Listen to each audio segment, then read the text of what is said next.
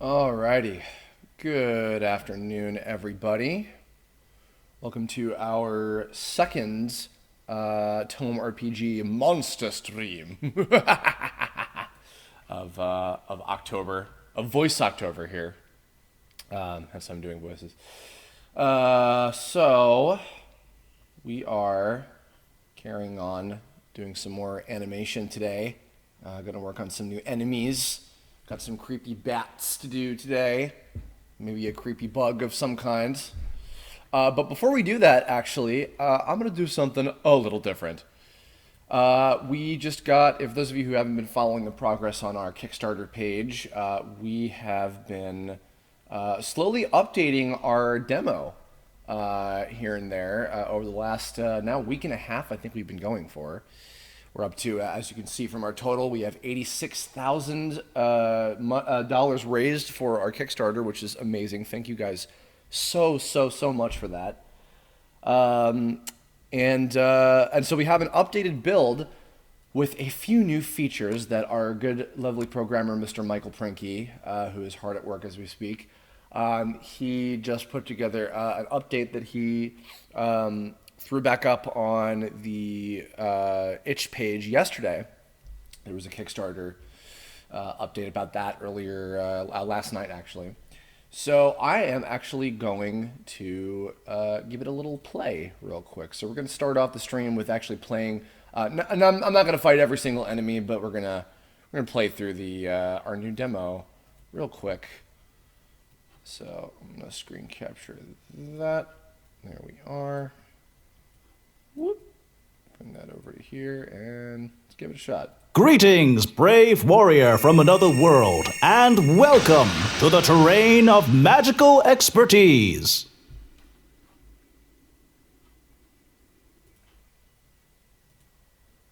Alrighty, and by the way, is the let me double check to make 100% sure.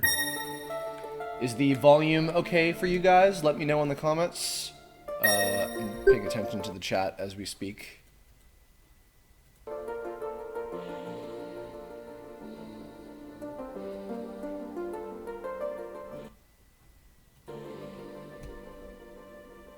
Wee bit loud? Okay.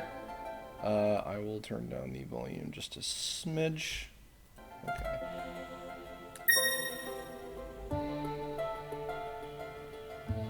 Please select your desired race, class, and elemental alignment. Is this okay now? After hearing Edwin's lovely voice. Okay, cool. Excellent.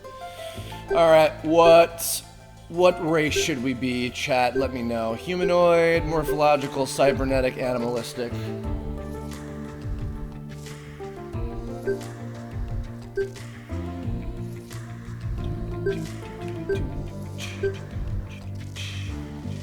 Goo?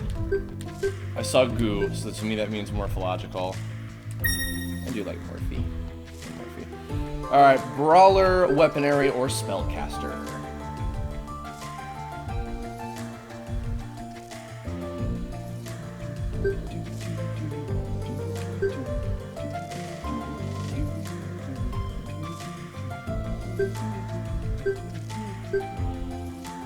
Ooh, spellcaster. Alrighty. Go spellcaster. And for our elements, neutral, crystal, technical, natural, or infernal.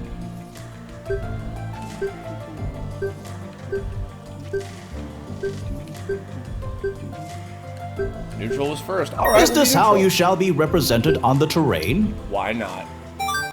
Let's go for it.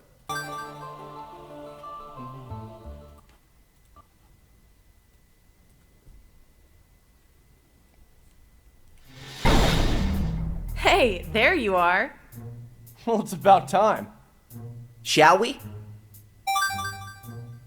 Alrighty, so first of all, one of our new features is on our pause screen here, we have some cute little stat screens of all of our heroes to show off what all of their stats and everything are. These are not final, by the way.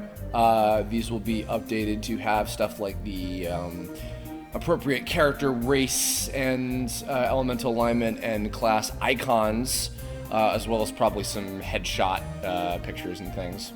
But also, now we can use items on the overworld to heal yourself. So in between battles, if early on, if you want to heal yourself before you fight the game theorists, or if you don't want to go all the way back to the healing station, you know, you can go here. So, alrighty. And remember also, handy-dandy list of controls. I do heavily recommend, by the way, that if you do have a controller, I would use a controller as opposed to the keyboard. The keyboard controls are a little more finicky. We tried our best to make them as fluid as possible, but it can be a little aggravating at times. So I do apologize for that. I'd be ready to show you the full strength of my team, but this is just a demo. A game demo. Let's battle. Here we go.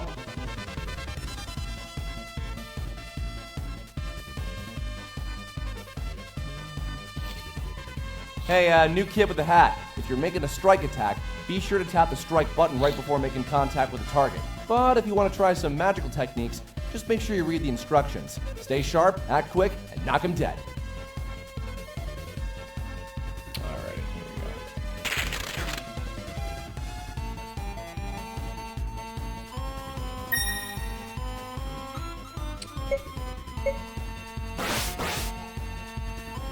So another cool thing we have now is we have some new special attacks.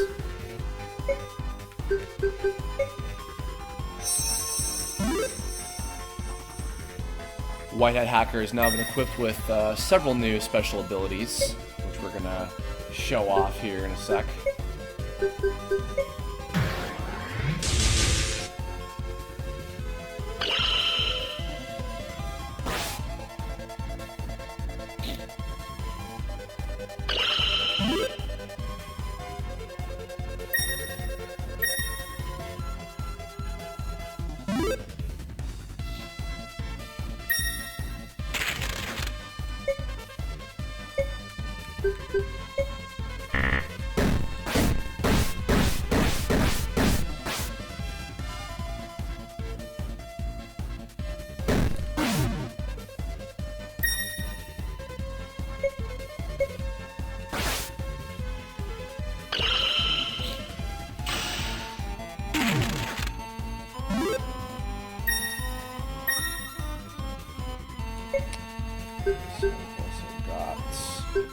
Bomb Rush. Let's give this one a shot. Try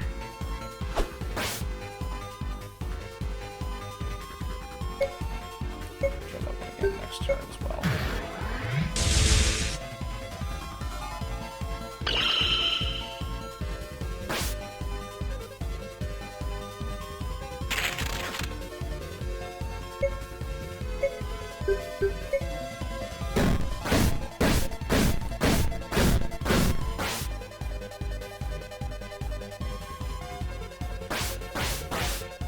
Gotta have that stab and a half. Let's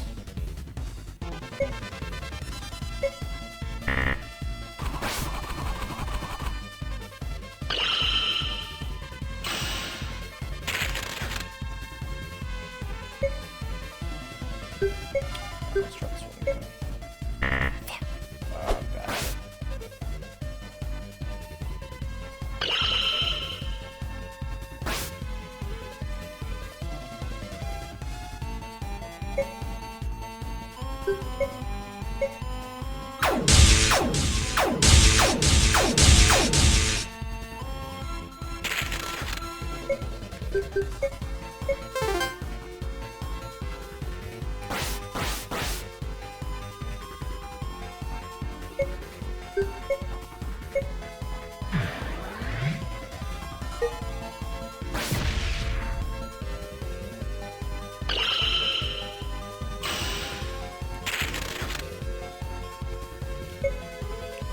Try this real quick.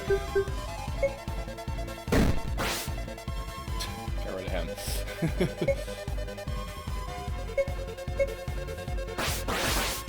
Nice.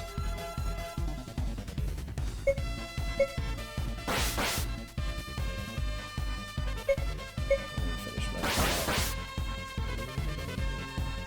Nice.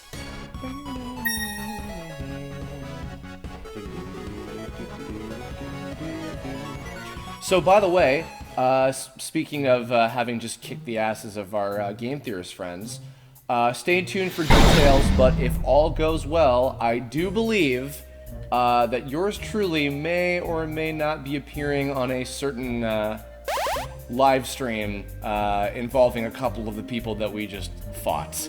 So stay tuned for details. I'll probably have a little ad video about it once I get the final information and everything, but keep an eye out for that. Come on, sweetheart!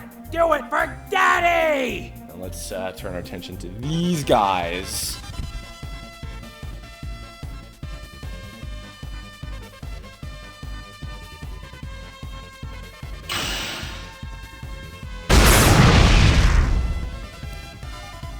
Hey, we can do something like that, right? Yep, team attacks are on the magic menu. Let's show them the Vulcan rocket. Nice.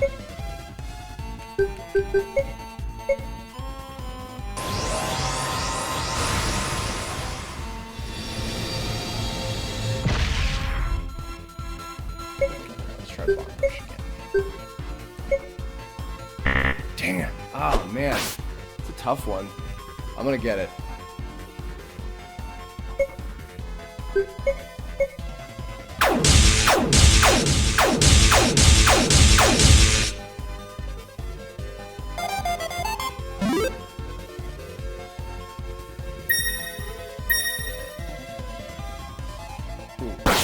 Oh damn.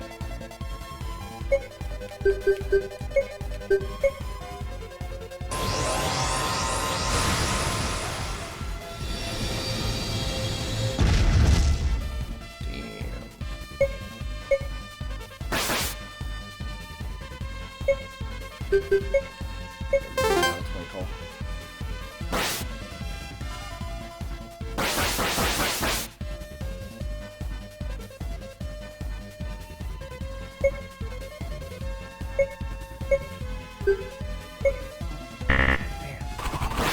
Those are tough. Those are some tough ones to get right. Alright, let's try this one more time. Yeah. Damn.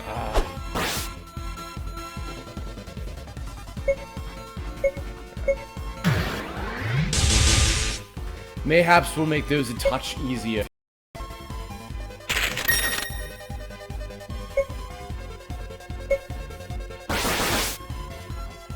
Uh-oh.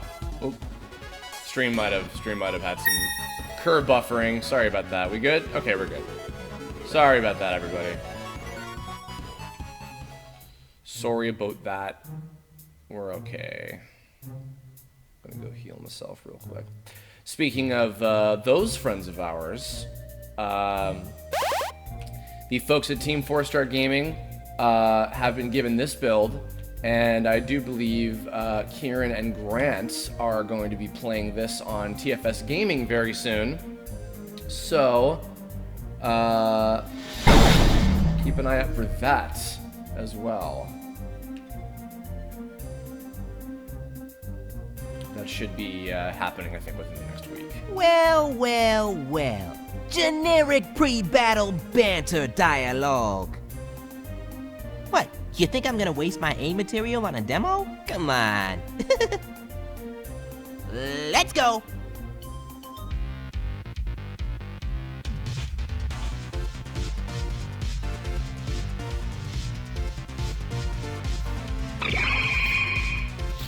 Hey, I can't attack a little freak in the middle. Are you pulling a fast one on us? Freak? Hey, words can hurt. Stupid. So maybe I am pulling a little wizardry, maybe not. But I bet your white camp buddy over there's got a trick or two up their sleeve. FYI, might be hiding down there in the strategize menu. Alrighty. Let's see. Waste Archie. Sorry, buddy.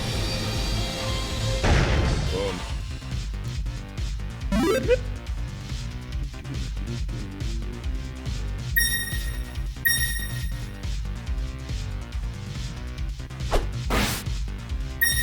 Oh no.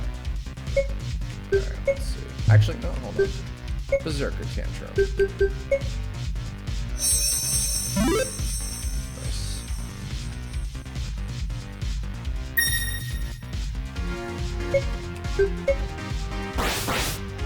White, white.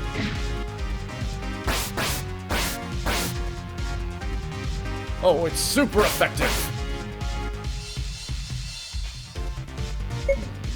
A little smack.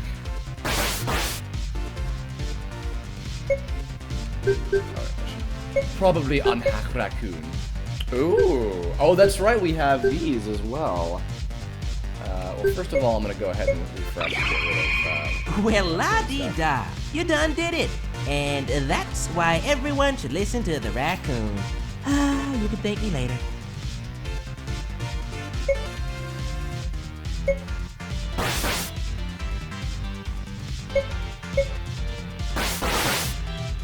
Show off a couple more powers.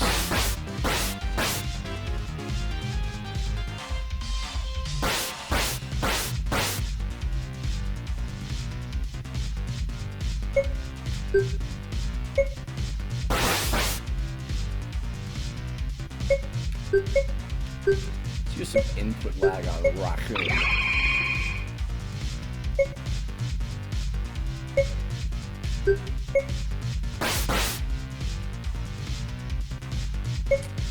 Go ahead and use campfire. Do ourselves.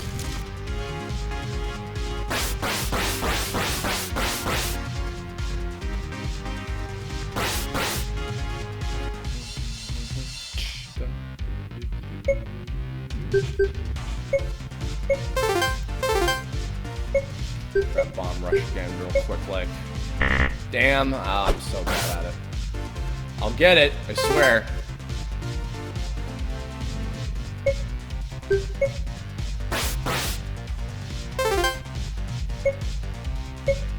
Yeah, why not? It's quite satisfying.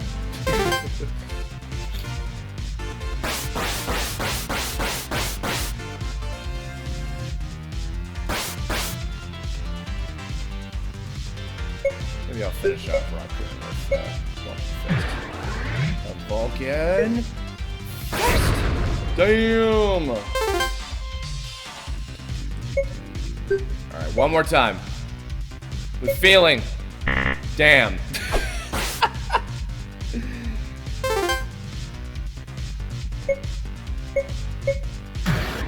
It is not that dead. That's okay. And a kick to the face. Bye-bye. Yeah!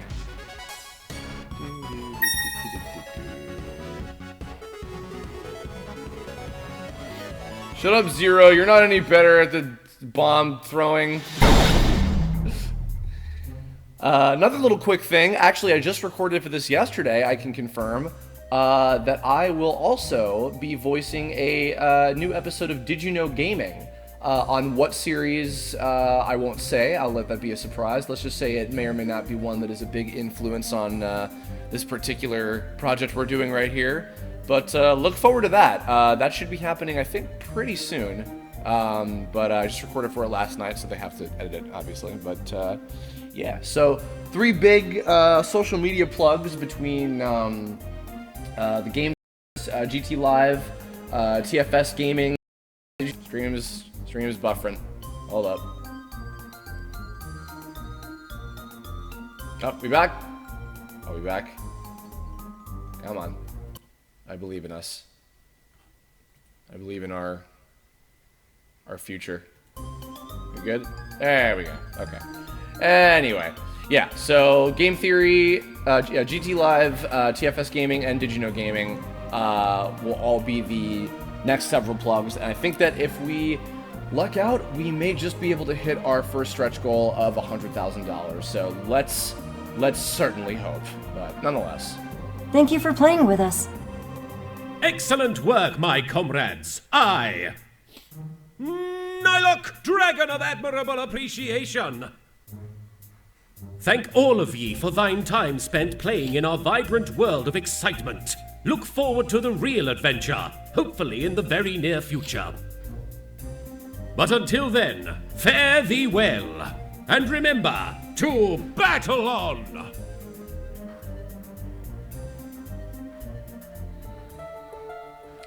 And there we have it.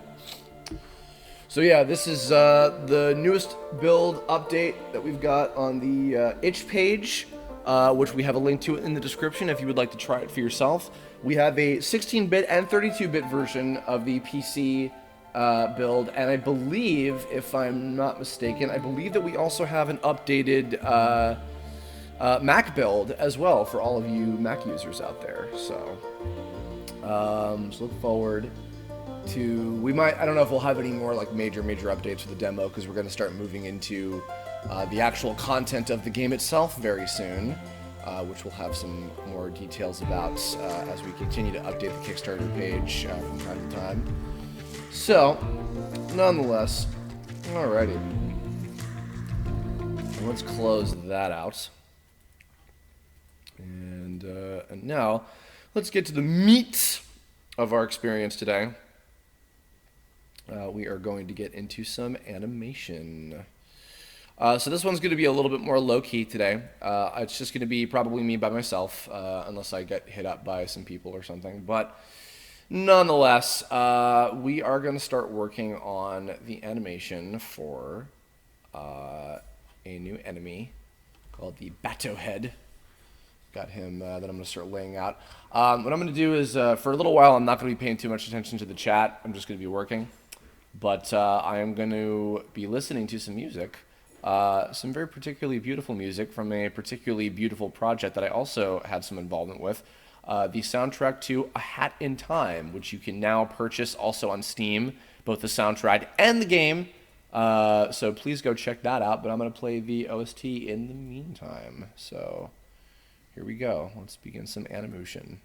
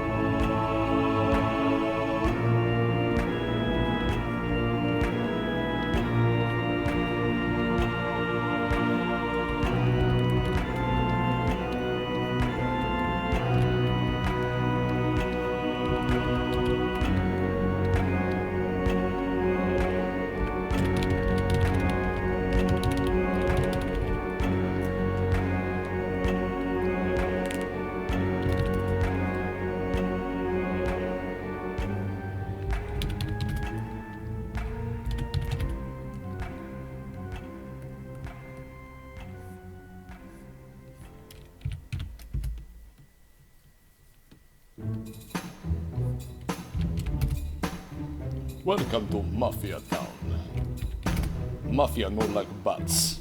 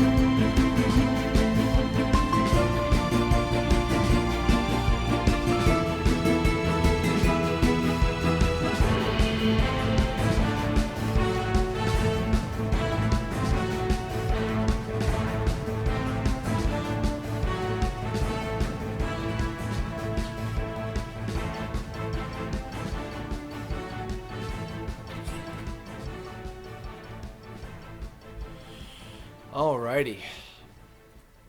Well, only an hour in, already got a little quick little enemy done.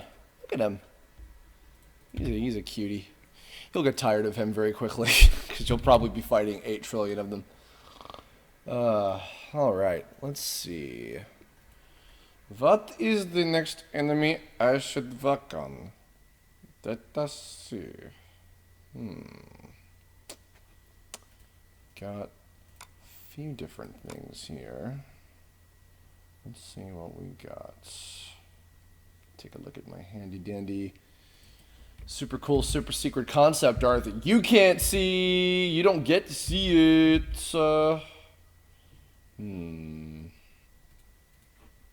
Let's see.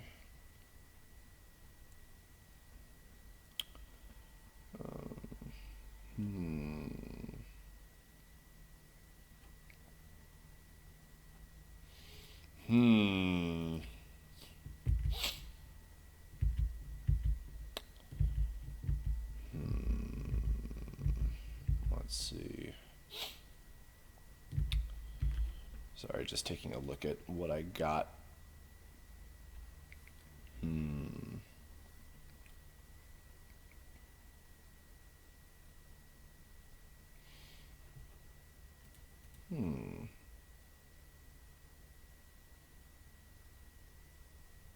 Yeah, you know what?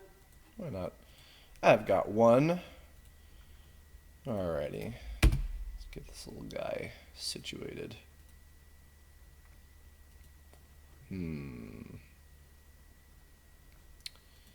Alrighty. So first of all, let me copy paste some frames in here. Let's get the music back going again.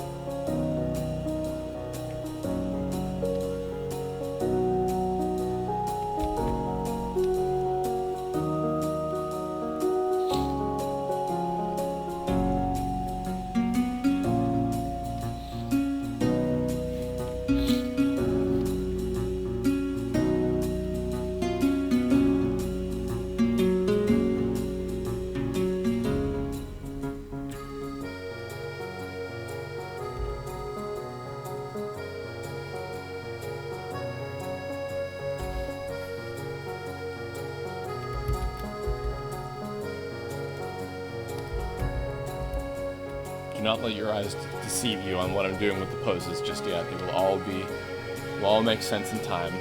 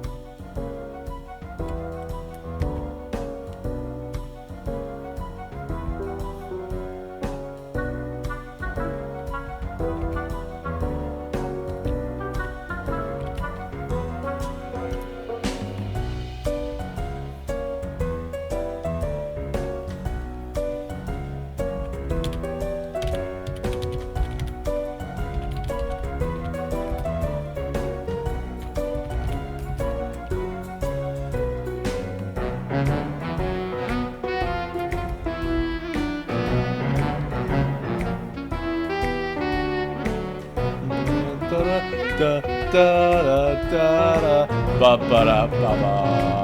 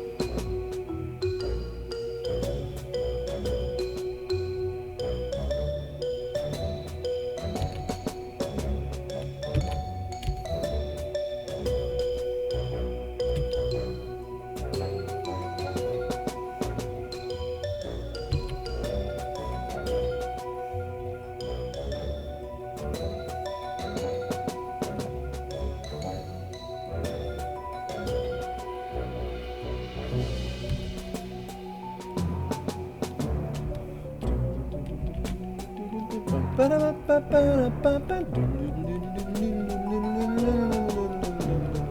ba.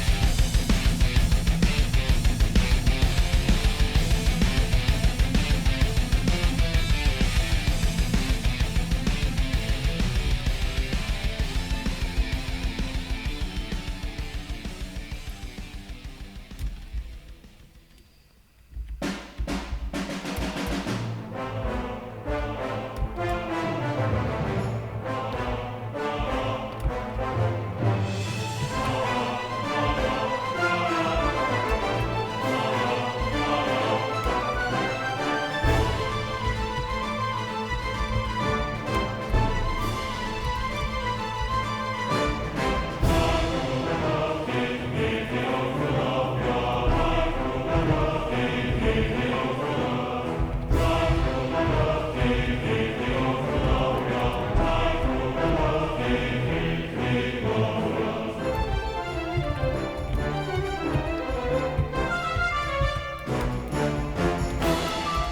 you go. Little shaky friend.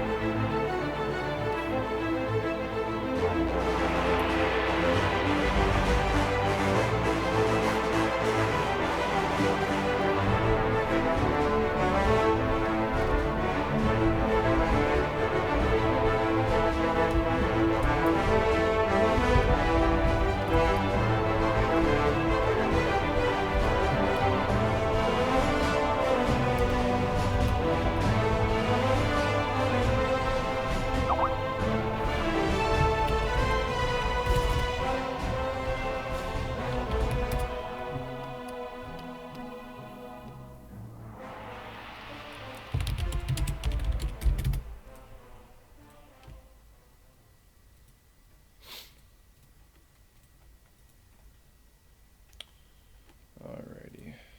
Let's see.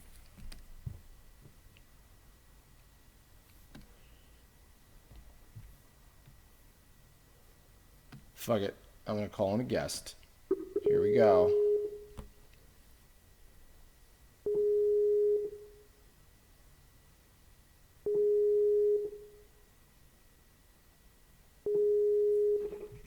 Hello.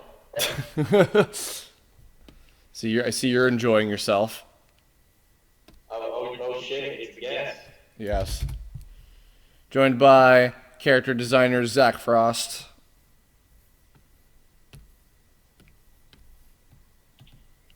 I drew the drill man. I drew Grounder's brother. Bad Nick from Nick. I drew,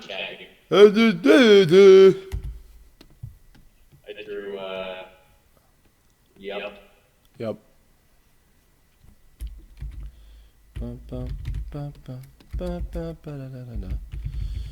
Alrighty. Okay. Cool. How are you today, Zachariah? I'm okay. I can't stay long. I have yard work to do. Oh no. I have to do yard work. How can this be? That's okay. You can stay for however long you like.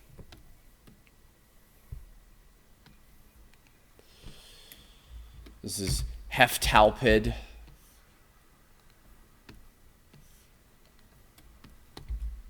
Our good friend Heftalpid. He's moving. Frosted Flakes.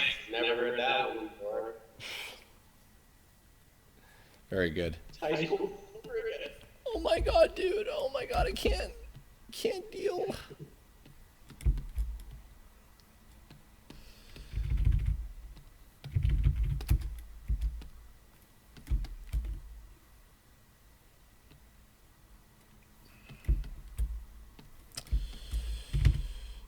Zach and I and our team were up very late last night, fucking around and talking about many things, having a good time.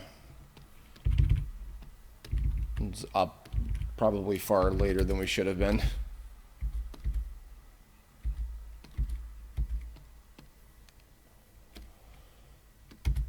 But it's okay. We have fun. Zach just suggested that we have flashing eye lights, which I am doing for him because I like to make my I like to make my character designers happy. As you well know.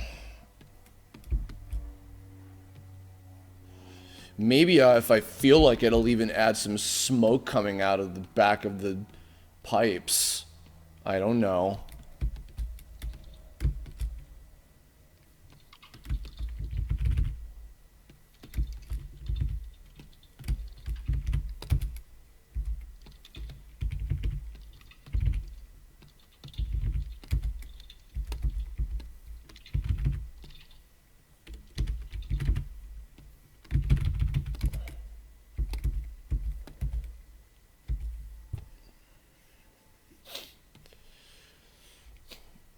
So Zach, what was your kind of process with coming up with ideas for some of these characters, these monster enemies?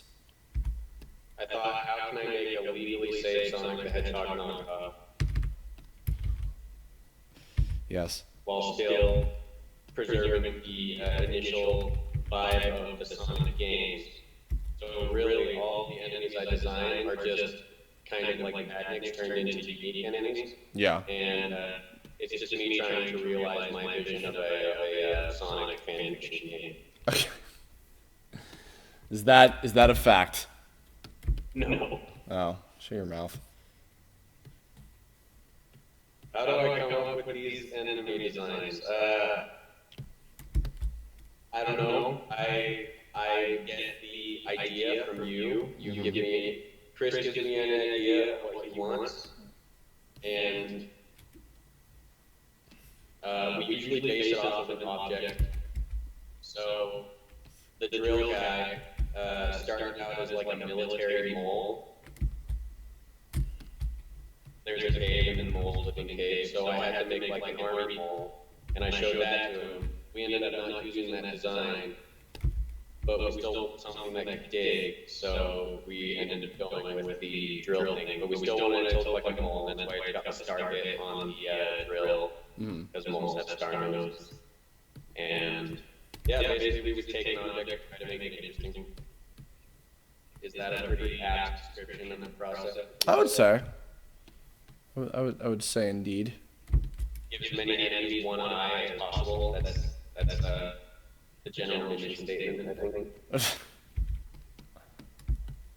Well, because one of the challenges actually with this is since we have a distinction between player enemies and monster enemies, I didn't want any of the monsters to look like they could just be players, which actually is trickier than you might think, because obviously, you know, it's meant to be that there's a lot of creativity within the world of Tome and that you can make lots of different things. Like even just as an example, I mean, you know, the animalistic characters, I mean, you know, that in and of itself is just hard because, you know, with you know, like creatures and things, it's like, how far can you go in terms of making sure that it's not too, like, I guess, still human-like, so that you're confused as to like, wait, is this a monster or is it a player that I'm fighting against? You know, like we wanted to be able to make sure that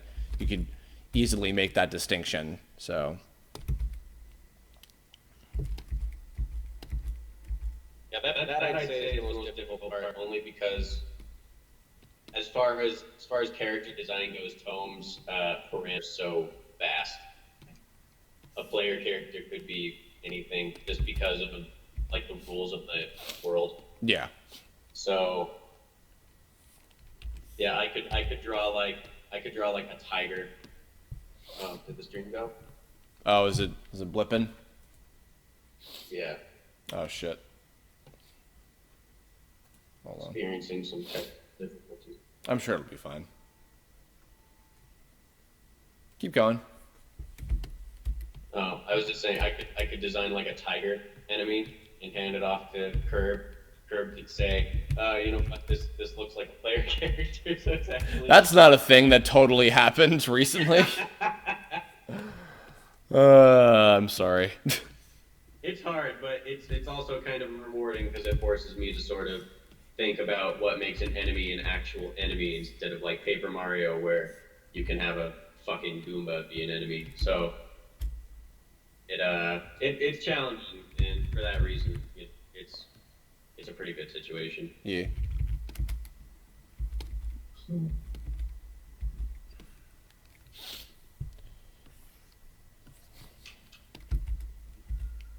One thing that allows the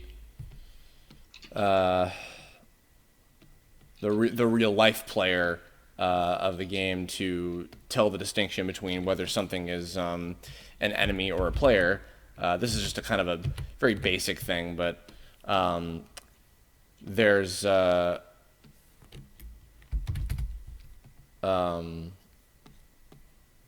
there is a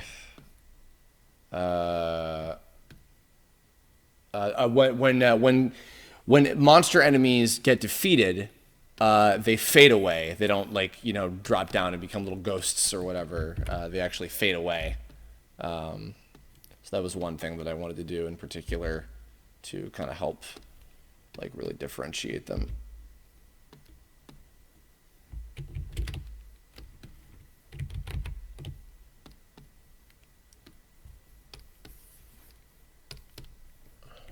There we go.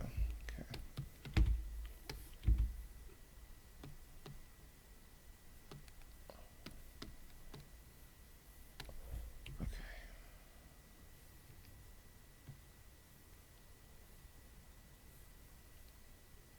Those end segments on the tailpipes, you could probably have those light up when he backs up without having to do much. Oh wait, the say again? So there's the exhaust pipe, and then there's the shell of the tailpipe, and that little line in between the two. Do you know what I'm talking about? Point mouse at it if you know what I'm talking about. Sorry, one more time. I'm sorry, I'm multitasking and I'm not paying attention fully.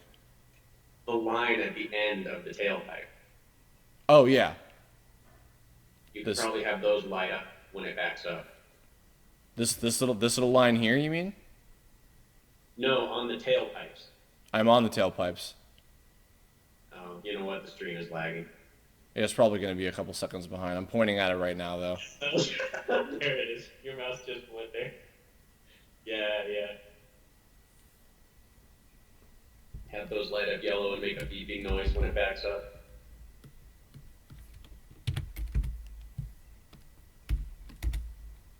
I don't know if we've actually had any movement sounds yet for any of the characters when they're moving around. Damn it! Fucking.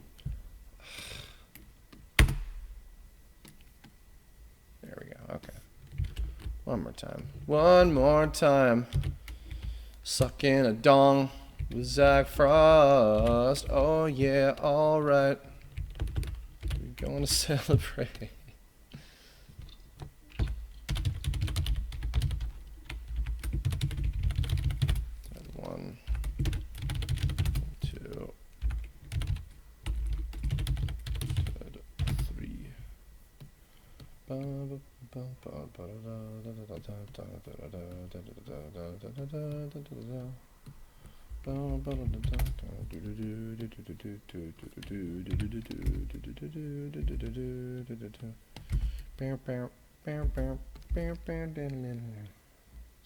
Cool. Alrighty.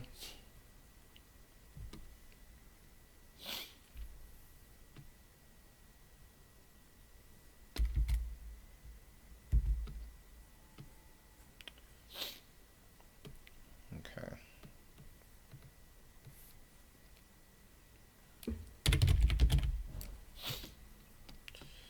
So the Health Talpid has a drill attack. Excuse me. It has a sparking cannon, and it's got the, excuse me, dirt nap, which turns an opponent into a flower. So.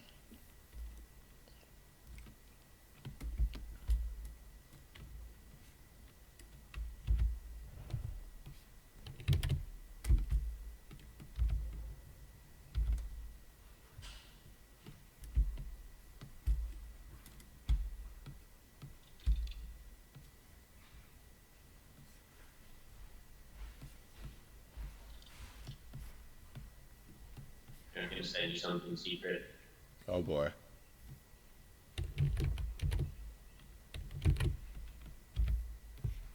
Well, I had the conversation with Chris and Yossi and Zach the inspection and Night Zach along. That's you. Here we go. Let me know if I'm on the right track here. Let's see. Ooh, is that this? Yeah. Okay. Yeah, that's pretty fucking awesome. If only you could see. If only sharing secret enemy design documents. If only the woodpecker size. Dark Omega, the beat enemies are called 16 beats. And Raccoon is a player enemy. He is not a monster enemy. He is a animalistic, natural brawler.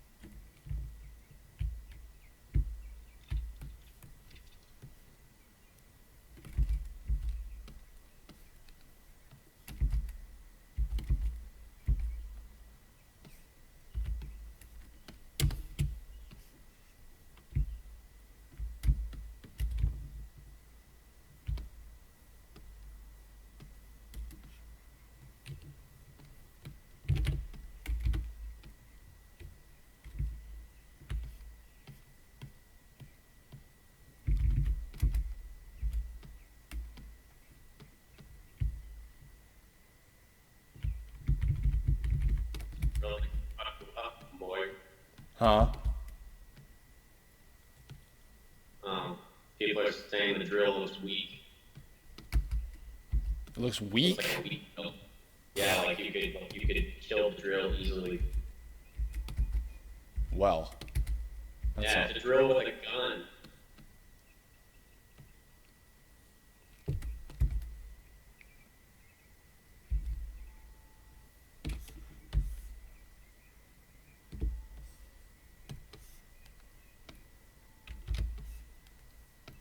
There we go. I actually forgot what the bad enemy is called. I called it Batohead. Batohead. Yeah, like an arrowhead. You know, those little arrowhead rocks.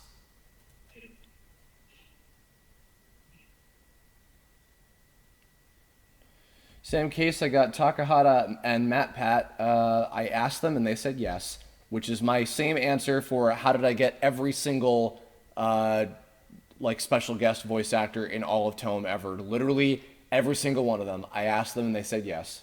And then we got married and had 10 beautiful children.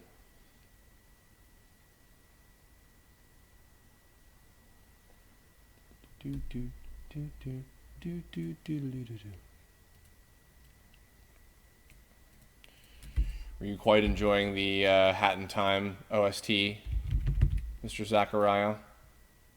Oh yeah, it's great.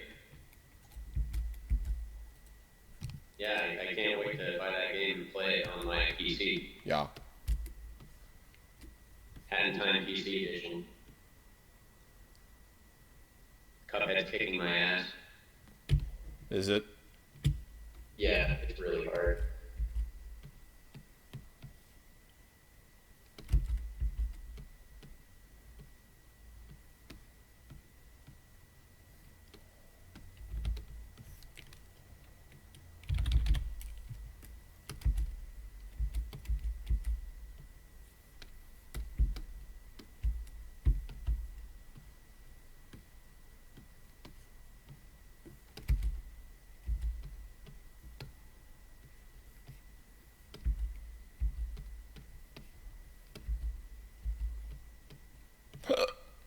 Excuse me.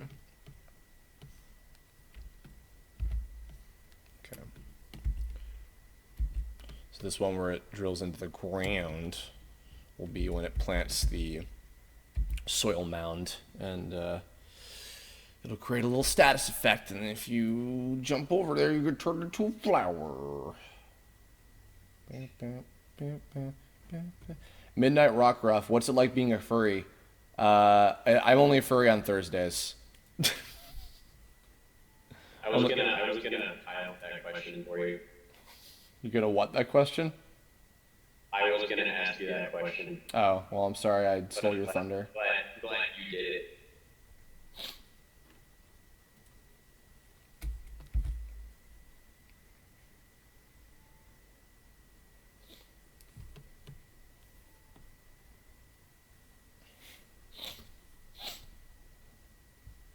All the enemies in the Tome games have Dark Souls.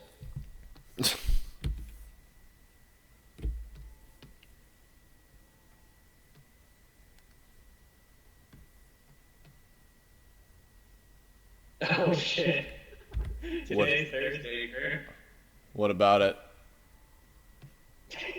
You said you're only a furry on Thursdays. Oh, shit. So what's it like being a furry? You know, it's, smelly. Yeah, those fursuits that can get really sweaty. Yeah.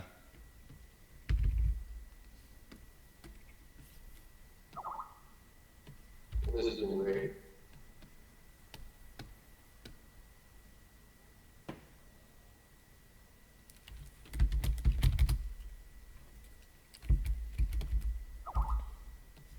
Want to do a little Q&A? Sure, why not?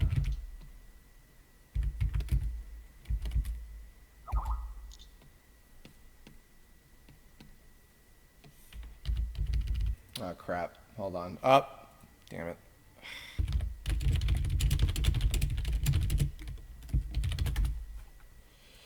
Alrighty. Anyway, let's take some questions. Zach will be the chat master for a little bit here. We cannot confirm or deny the presence of Zeto in Tome RPG. We're not confirming or denying any character appearing or not appearing in Tome RPG. Yeah. No matter how many times you ask. Sorry.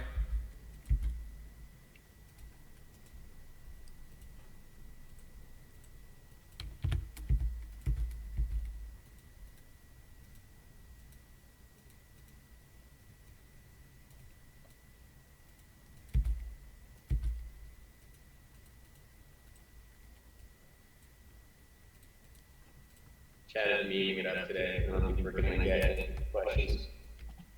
I believe in them.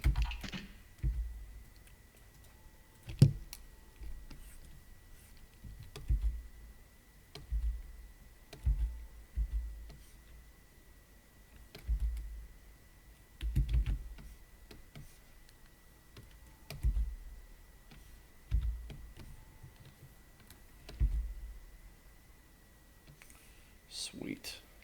There's another one done. Nice. He's finished already? Yep. Jesus Christ, it's been like 40 minutes. It's been, yeah, 40 minutes. Yeah, so we've gotten two enemies done. Not bad, huh? Not bad, eh? Why did you change Game Craze to Game Soft? Because I wanted to go in a very different direction with a lot of the main characters.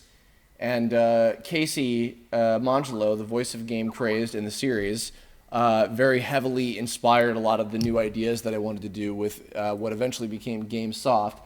And I felt that also, since this version of the character is so different, I wanted to go with a different name. And it actually, so little interesting fact, I don't remember if I ever put this on any of the fact bubbles or anything, but actually it was, I think sometime between, it was after we started production on the series, and I think we'd finished the first episode, and it was before I had ultimately decided to change the character that was ultimately like, well, what was originally going to be Motherboard, I then decided to change into Softy. I had a moment of like, damn it, I should have called Game Crazed GameSoft. Because GameSoft, for those of you who don't know, is the Japanese term for like physical copies of games. GameSoft is like a cartridge or a CD, etc. Game Hard is the console, I believe, if I'm remembering my terminology correctly. But I thought that was kind of a cool idea, so I went with that ultimately for. I thought, oh well, this is a perfect opportunity because this is a totally different interpretation of the character. So I thought, hey, this would be fun. Why not? So, and thus, GameSoft was born. All right, let's see. Who should I do next? I think I'll do one more. Let's see. Oh, you know what? I know what let's do. Let's see. I will do. I will show you. Why don't you take a look at the screen, Zach, and you'll see who I'm gonna draw next. Okay. Just like Christmas. Oh my God, dude. Just like Christ Mass. Bam, bam, bam, bam, bam, bam, bam, na, na, na, na.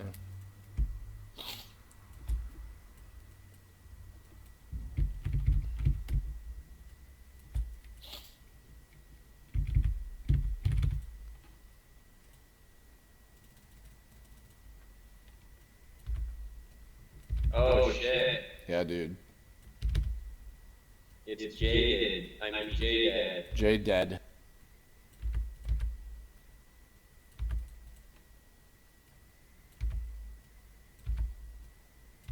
It's deep night.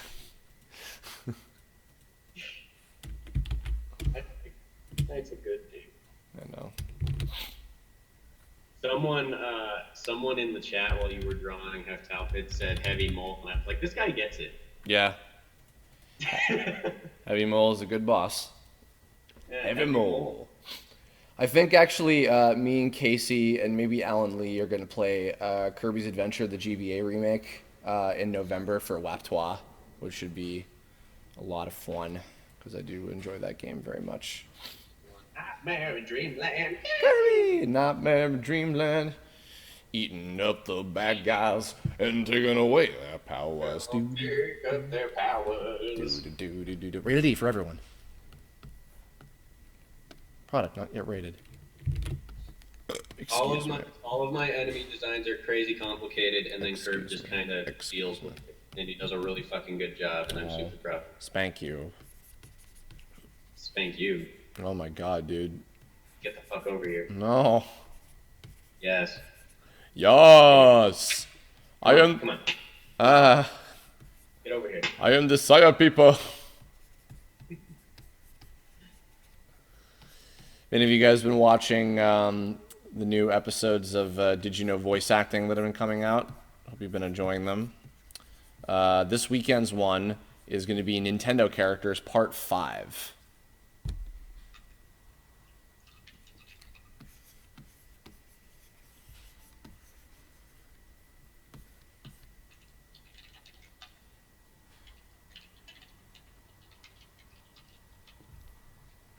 Are you planning to do any TOME animations at all, or are you working on the game now, full time?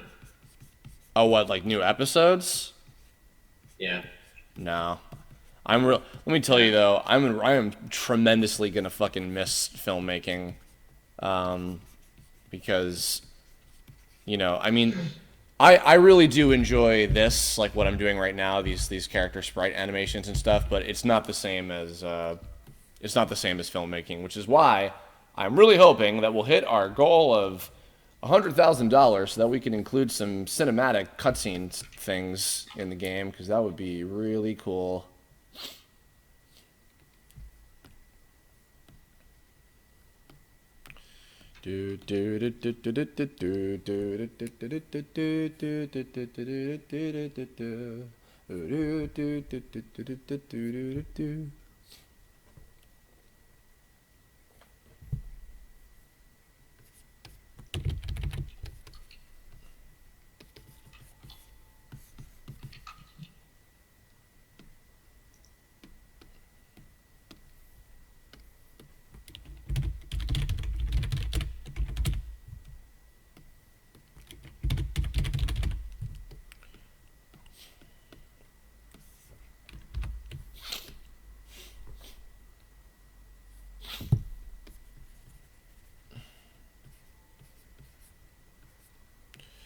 These are spoopy. So no questions from anybody? They're just memeing it up right now. Yeah, they're talking about Hot Pockets. Guys, I'm telling you, until the day that I die, I will never, ever let Shady eat a Hot Pocket. It is my life's mission to never do that.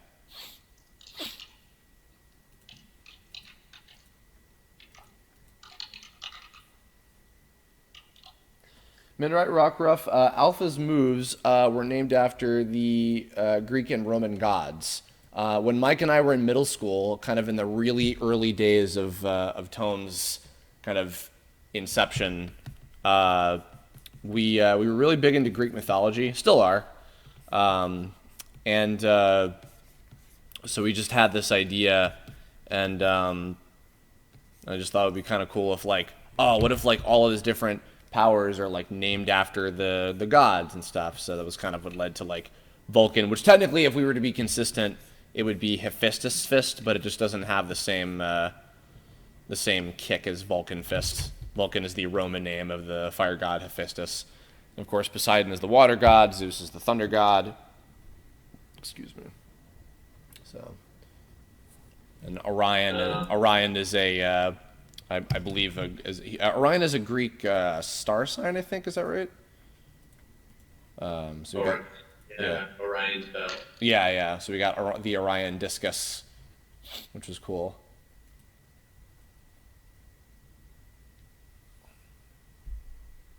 Jared Walker, I've never had a Hot Pocket. Cerulean 100. Is Curb a robot in this continuity, or like a cyborg android thing? I picture him as like a cyborg. He's got all sorts of gadgets he's gonna be pulling out. Yeah.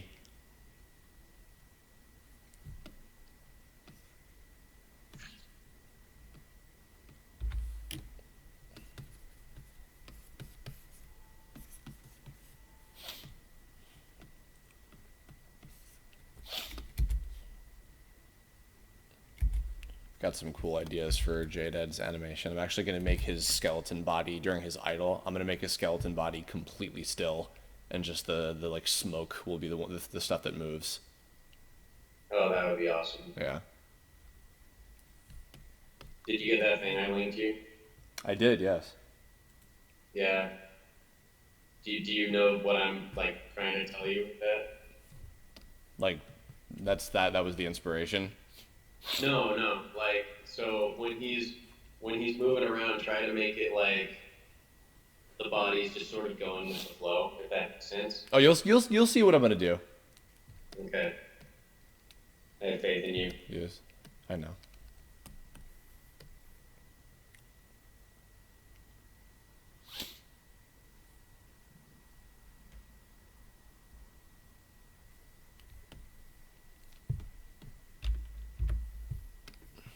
Hey, Crass. Hi. How do you draw Sprite so quickly and well? Asks Golden Blades. I keep my shorthands very simple, and I keep everything just really, really basic a lot. That's really my only secret, is I just try to make things easy for myself. He's a fucking robot. Yes, you've learned the real reason as to why I made Kerber a cyborg is because I am actually an IRL robot.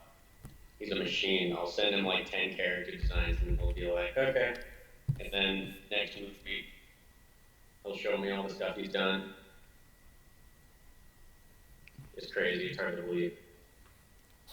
How would Flame Girl, Whitey, Forever, and Saturn Diva look like as zombies? I don't know. That's the three. As zombies? I don't know. That sounds like a good fan art idea. Yeah, Sam Case. How about you make an interpretation of the zombies? Never been a big zombie guy. Zombies are boring. Make them skeletons with smoke coming out of them instead.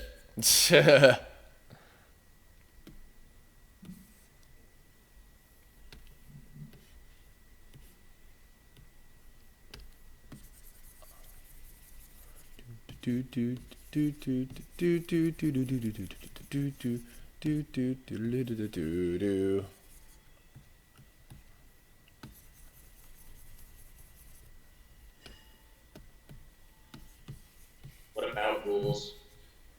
Raging it.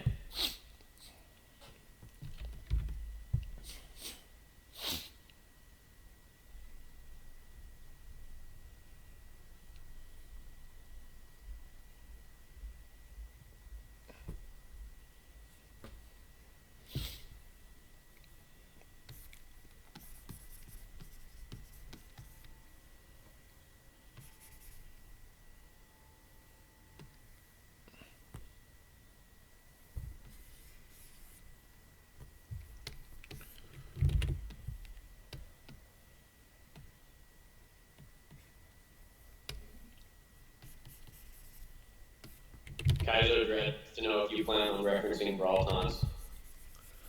Nope.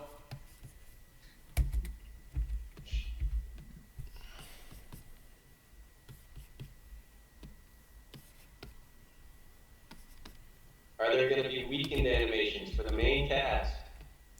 I thought about that. I'm not sure. It would depend on time, I think. If you did that, you could probably use the same animation for like a status ailment. That's true.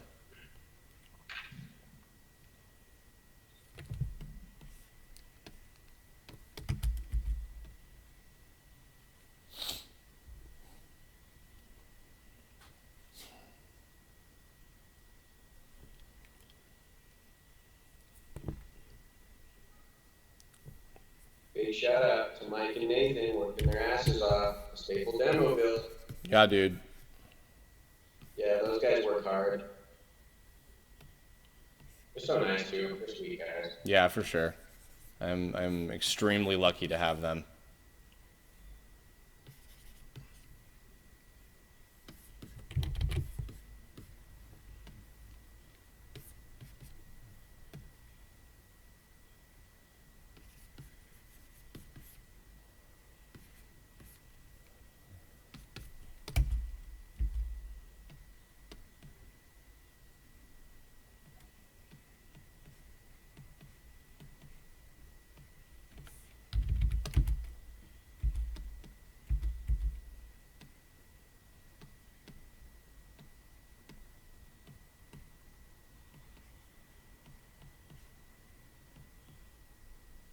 Right now, the TOME game is just going to be for PC and Mac.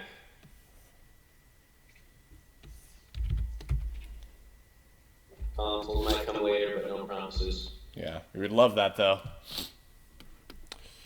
We shall see. A lot of that will definitely depend on if we can snag ourselves a publisher, which that is very up in the air, so... Yeah, here's a good one. Frostfire asks if you have any favorite smears. Oh, like in animation? I'm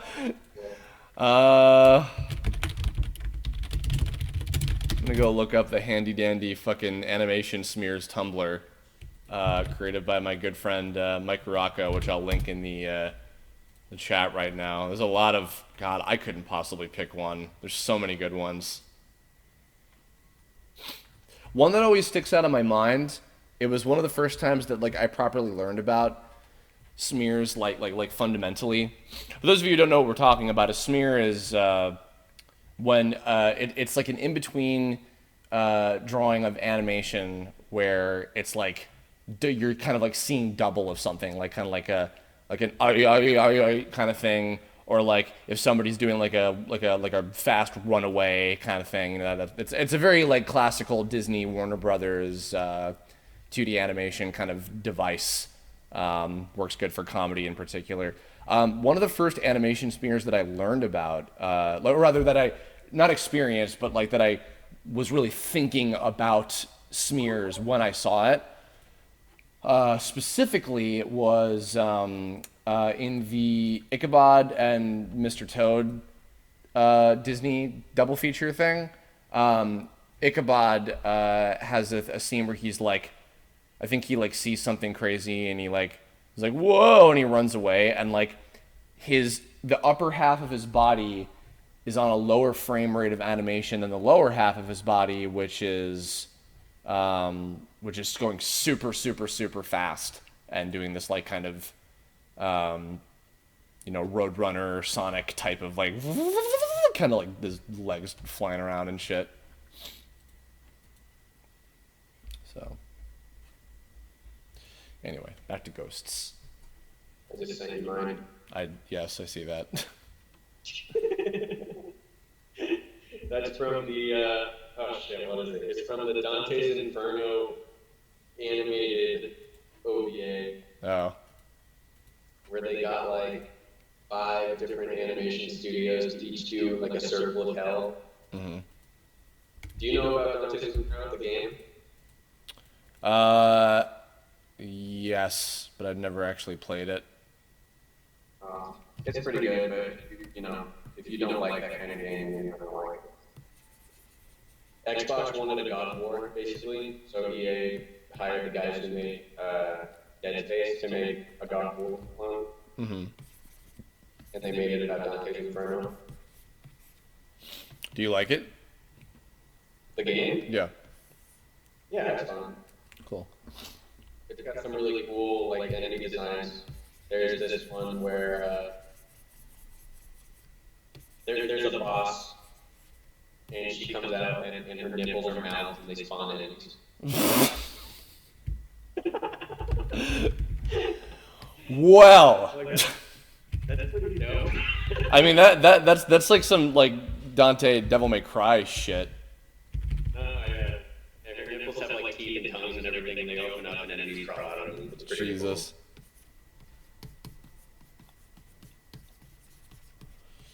He's making it hail.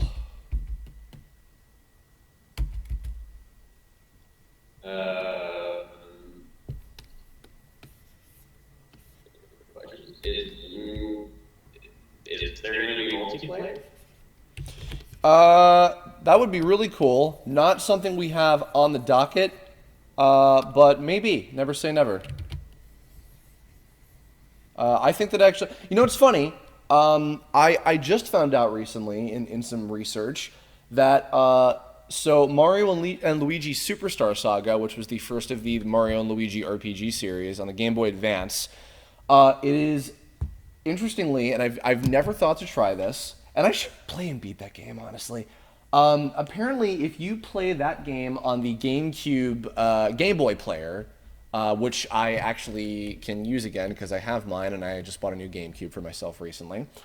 You can actually, if you plug in a second GameCube controller, another player can also control it, and it's basically like a makeshift 2-player mode for that game. So if you set it up a certain way, one player could be Mario and another player could be Luigi, which is kind of fucking cool.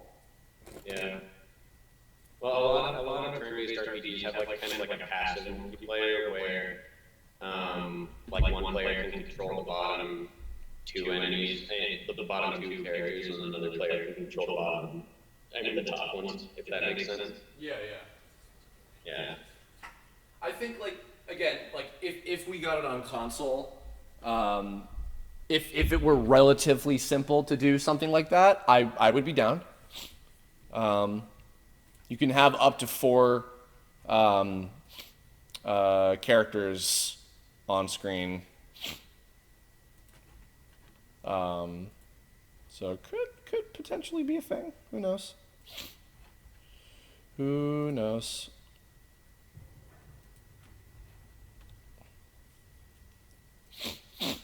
Did score a 3-pointer.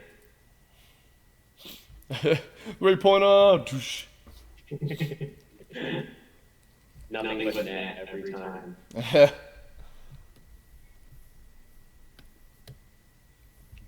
An emerging child has been begging you to sing for, I don't know.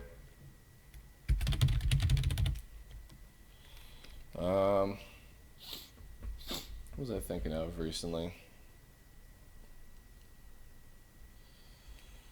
You should sing. You should sing 1,000 Miles. And I would walk 500 miles, and I would walk 500 more just to be alone. Oh no, the other one. Making my way downtown, sucking dick. That's exactly how it goes. I need to be reading the lyrics right now. Dude, there's this great fucking remix I heard. I think it was on one of these Sonic Stadium remix albums. But somebody did a mix of Endless Mine and 1,000 Miles. It's do do do do do do do do do. Do do do do do do do do do do, and I was like, oh, this is really good shit. Endless Mine. Yeah, that's the Is this Sonic 3? Sonic. Is it Sonic 3? Yeah. It is. Yeah, it's Sonic 3. I forget if it was 2 or 3. Fake Sonic fan. Fake fan. Confirmed. No. Yeah, I think it was on the Sonic Stadium 2011 album, maybe?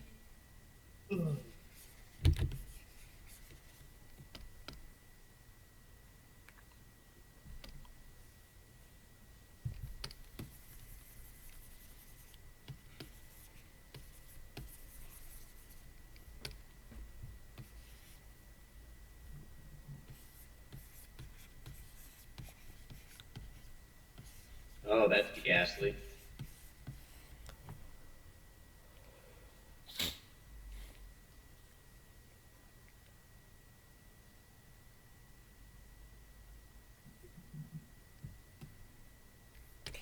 And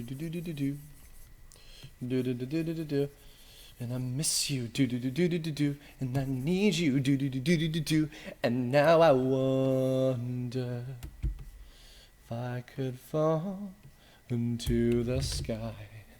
Do you think time would pass me by? And you know I walk 1,000 miles if I could just see you tonight. It's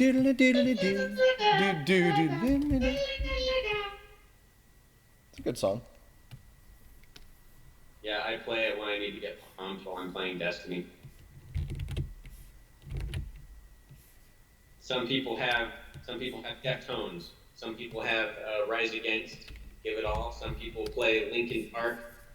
My get pumped music, 1,000 Miles by Vanessa Carlton.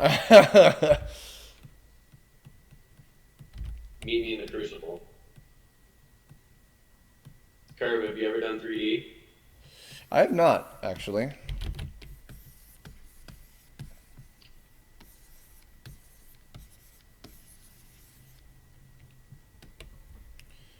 I do not have the capacity, sadly.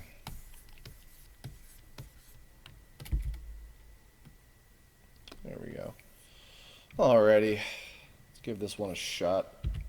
Excuse me. How are you on time? How am I on time? Yeah. Well, I mean, you know. Because if you gotta head off whenever, let me know. There aren't really any questions, and so might as well just play some music. Okay. Does anyone have any questions about the game, or are we asking about Hot Pockets and anime?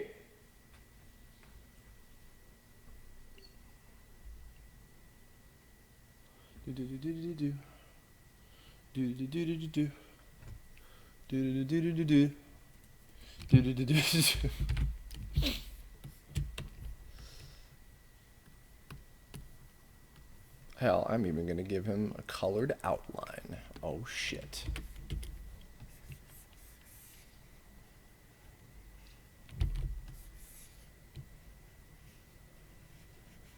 What is the game's MSRP?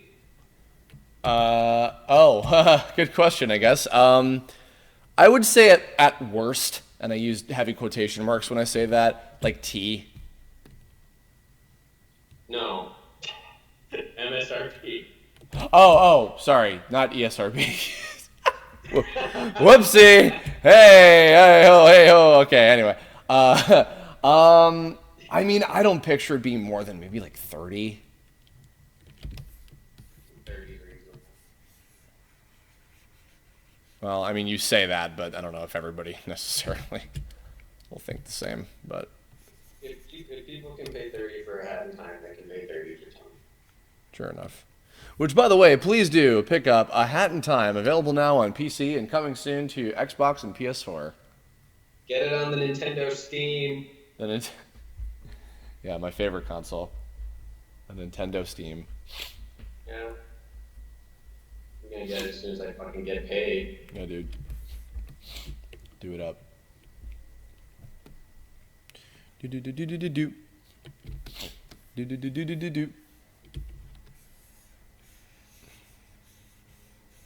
Tsukoshi Kaze. I think I got that right.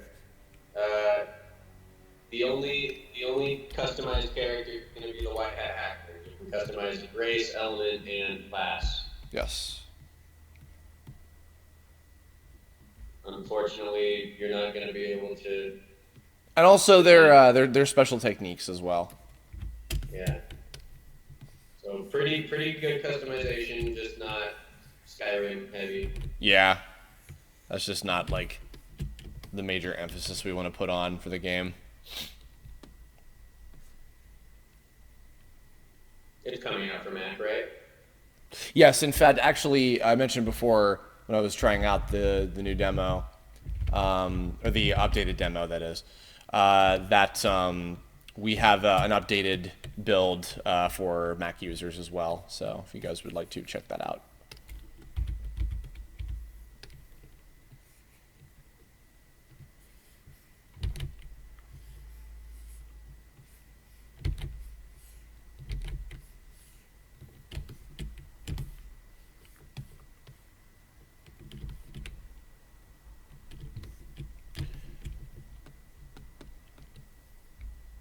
Will there be any octopus enemies in the game? That's actually a good question. Probably. Maybe at some point. Yeah.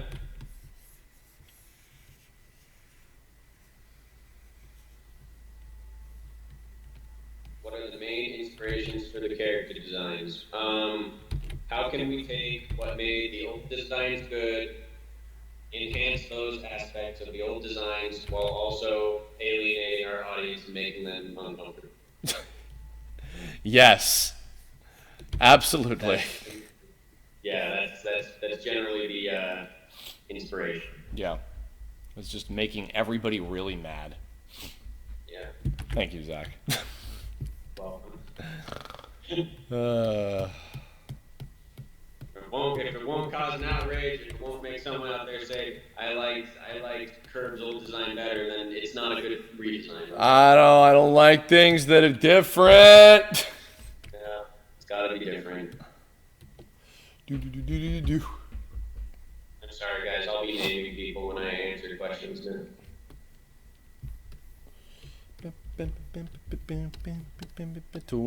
24 hours ago. I want to be sedated. I don't Skinny know. Mario. The progression system is going to be kind of like badges, I guess, right? Yeah, there's no EXP. It's not a traditional RPG like level up type of system. This game. We'll be going a little bit more into detail with that as we start building the first chapter of the game, because we're gonna be doing some experimenting with that system. But I wanted to make it. So the inspiration for that choice was because I wanted like the meta game of Tome, because obviously it is still a game about a game. I wanted it to be something that like basically anybody could pick up and play and not have to have like that problem that a lot of MMOs have, where it's like, oh, well, I either need to like buy a character that's like level whatever to even just be able to have a fighting chance at all, or have some kind of system where like it's more skill based, which I am more personally fond of anyway. So. In Rage of the Child, there will be a water level, but you won't hate it. I hope so. Not an underwater level, mind you. I don't know if we'll be doing that. Probably not. Not underwater. No. If you could have any gift of Grant Moffat, if you could have any guest indie character in the Tome game, who would you? Shovel Knight. Shovel Knight. Shovel Knight and Friends. I would adore that. I would love, I'll say it right here, I would love the 4 that have Amiibo. Fight against like a battle against Shovel, Plague, Spectre, and King Knight. I would fucking love that so much. I don't know if that how even like humanly possible that is to happen. I have no idea, so I'm not making any promises whatsoever, but in terms of just like fantasy, that.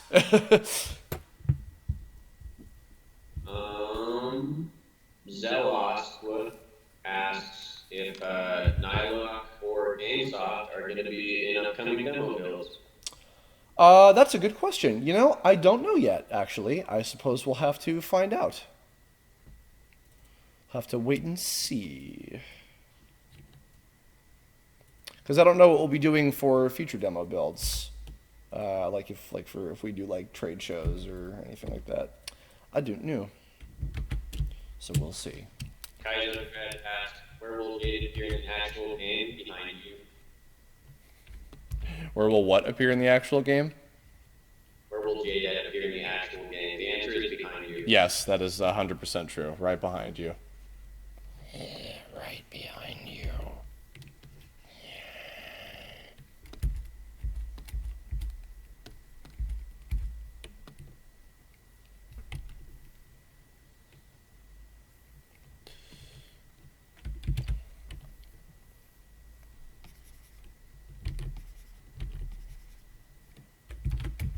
Alright, cool. We got his idol.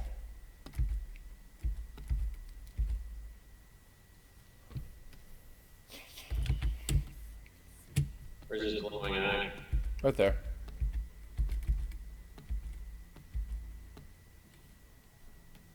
Oh, the stream's lagging again. Sorry.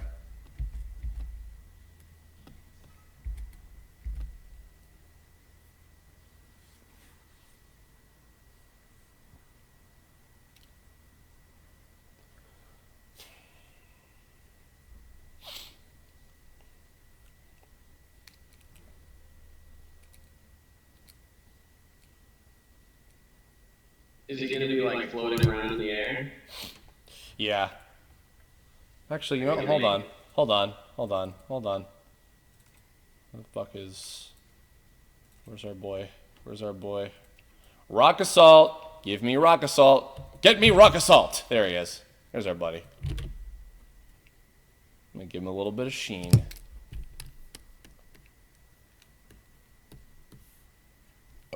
Excuse me.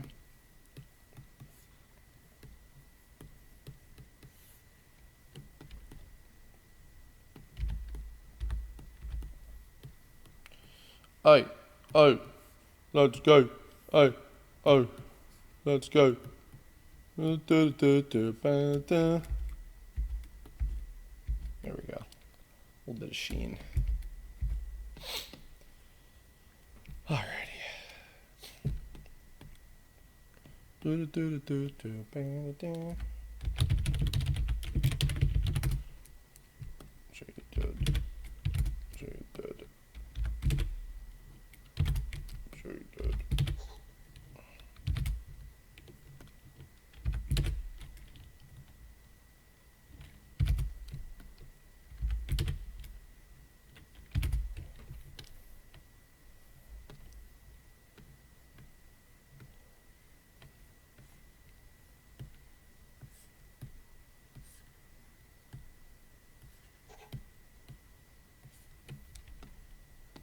Well, the monster enemies in the game have voice clips. Probably something. Probably some sound effects.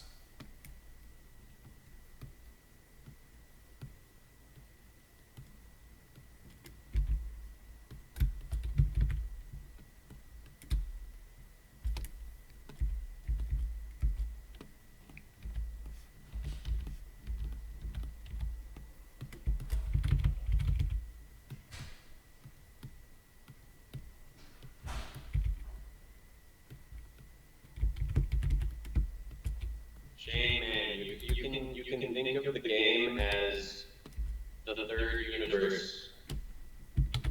There's the TTK, and then there's TOME, and then there's Terrain and Magical Expertise. They're all separate from each other. They're not Yep. linked by any sort of continuity at all. Yes. See this video for details. Is that like a general Q&A? No, it's the fucking Kerbifer video that I made. This is a new continuity.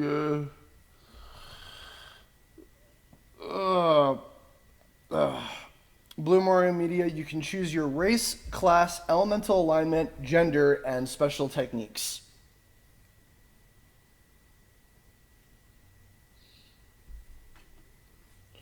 Whoosh!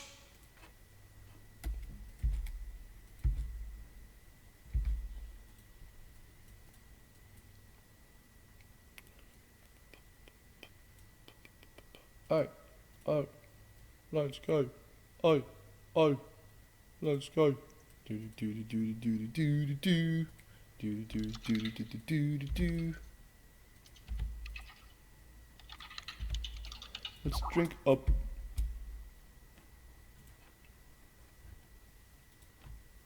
I'm making one of my things also to help differentiate the enemies from the players is I've been making their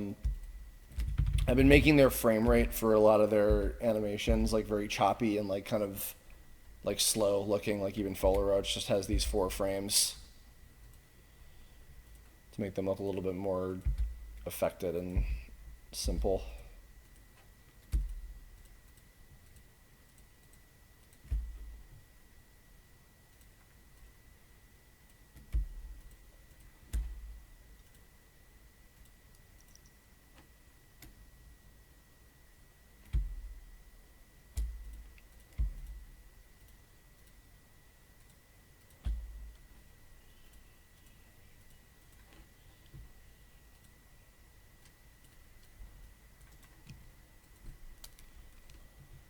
Blue Mario Media, you can choose between 4 different designs for your character. You wanna show it or link it or? Sorry, 1 second. Go to the Kickstarter page and you can see all the details on how that stuff works.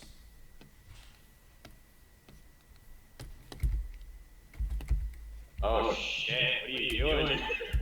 Magic! Oh, are you doing the worky thing? Yeah. Nice.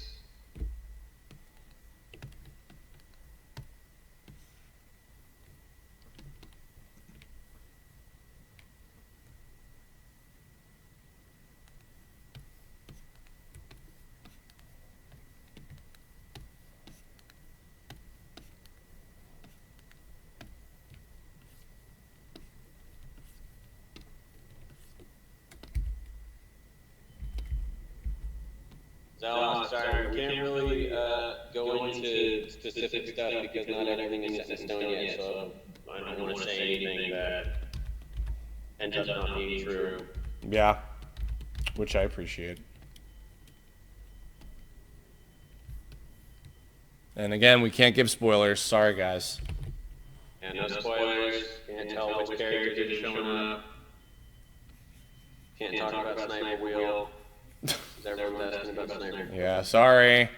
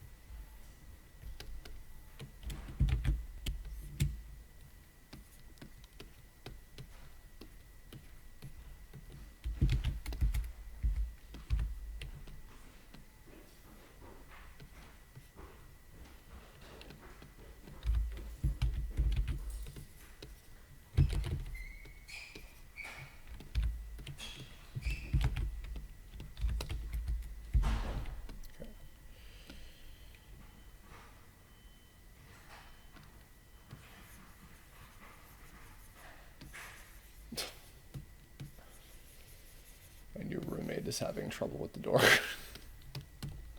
Oh, that sounds like a bird. Yeah.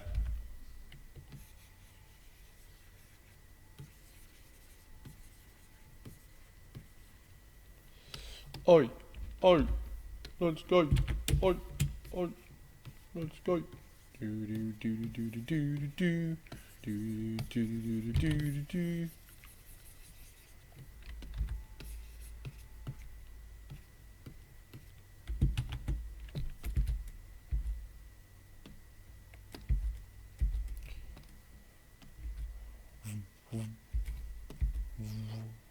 There we go. Nice.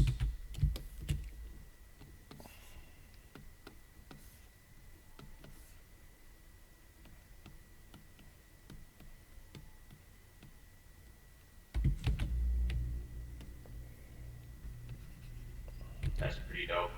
Yeah, dog.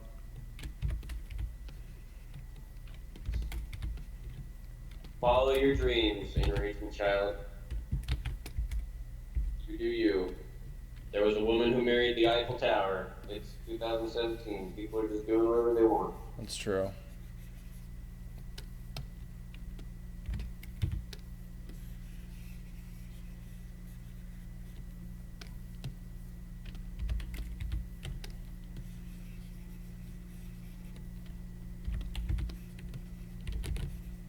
I remember there was a woman who married a dolphin. I remember hearing that on like Kyle Abear's podcast like years ago, and I was like, huh.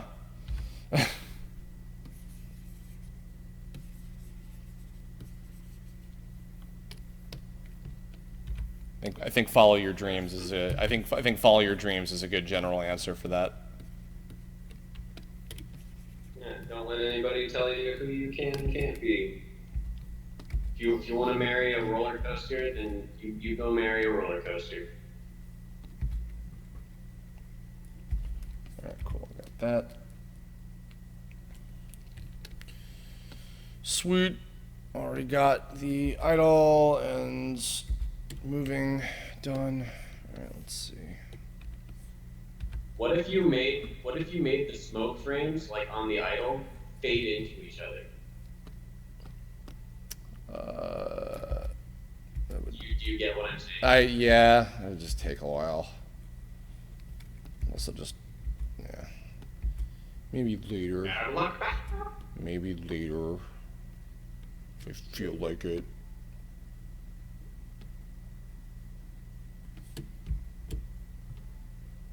Shane, man, plug the shit out of us, bro. Of course we wouldn't be mad. I still love that, like, so many people feel like they need to ask permission to, like, do stuff. Yeah, like to do stuff that you don't need permission to. Yeah, no, Shane I mean, I appreciate, I do appreciate the like politeness, but it's also like you don't have to. No, the best one is when people ask like, is it okay if I draw fan art? And I'm like, of course it's okay if you draw fan art. Jesus, you kidding me? And make all the videos talking about the game that you want, man. Please, yeah. If you're willing to take the time out of your day to do that, that is fucking awesome of you. Yeah, I mean, much Oh, he appreciated. doesn't want to get copyright strikes. You're not gonna get a Well, if you copyright do- strike. From who? Me? I'm not gonna copyright strike you for advertising the fucking game. Go for it. Have a fucking ball, dude.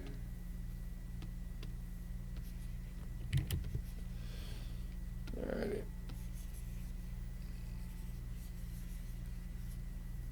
Are there any tracks from the web series that you want to put into the game, or is it going to be a whole new thing?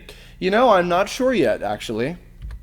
I would like to have mostly new music so that if we do more, I mean, because Kadget made the decision to have the player battle theme for the demo be, of course, a tribute to the, what's it called, the Battle Grid theme from the series. But I would also like to maybe, if it were, you know, I want to let Kadget do what he wants because I want to let him, you know, let his creative juices flow, as it were. But I think that also it would be cool to have mostly original stuff so that when once in a while there is something that is pre-existing, like the Battle Grid theme, then it's like an extra, like, oh shit, it's that theme, whoa, it's so cool, you know? So, who can say?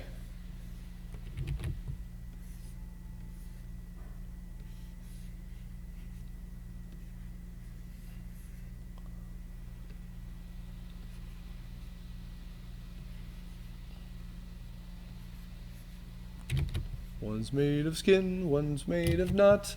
Who's the dummy? Not me.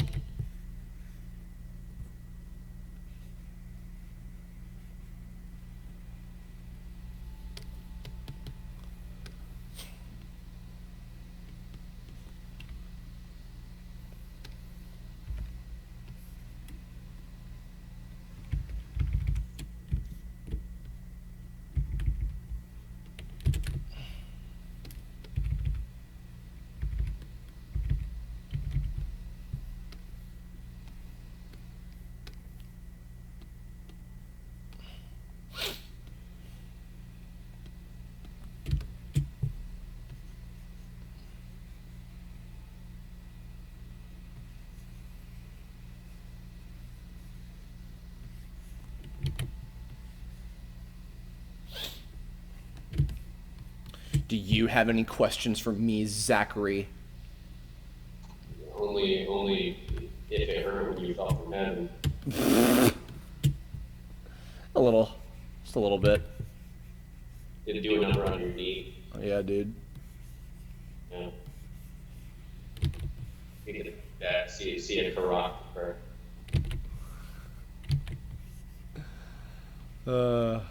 I asked, are these going to be more detailed later? Probably not. Nah.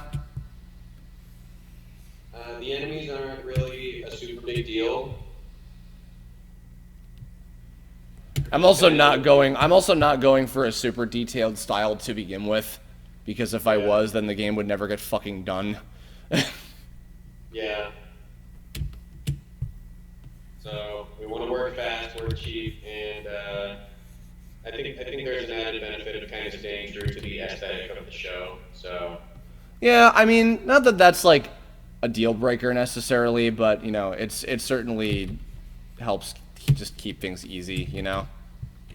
Yeah.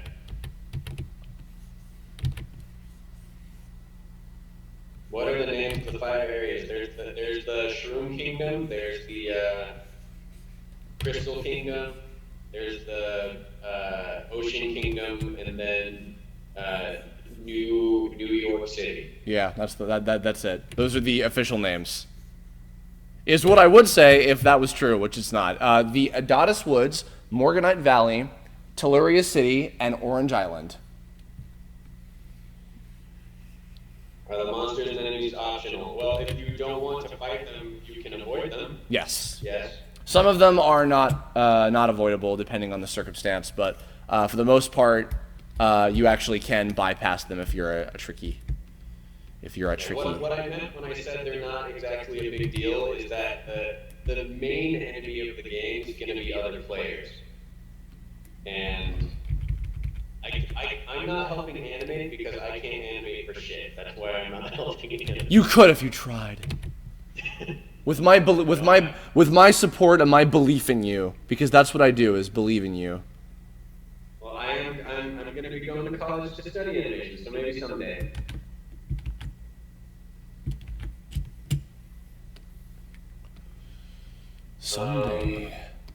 Zega Exeron asks, is this my first time working on a game? I actually did this before, but technically, yes.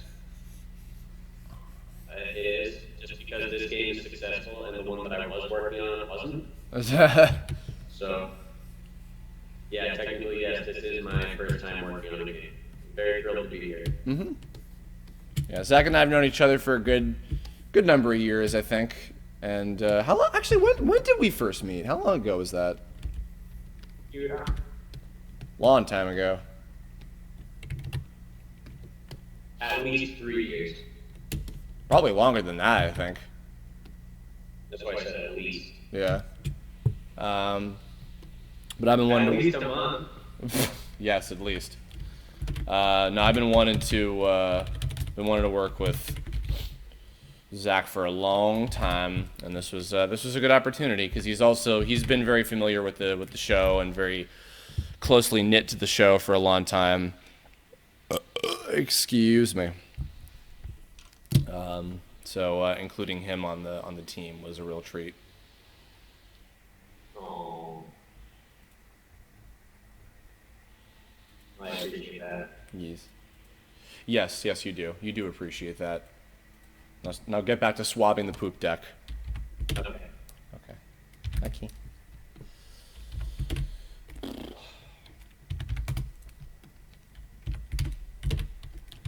Not so much quantity over quality more views, but more like Curb is the only animator on our team, and we keep things simple for his sake. Yeah.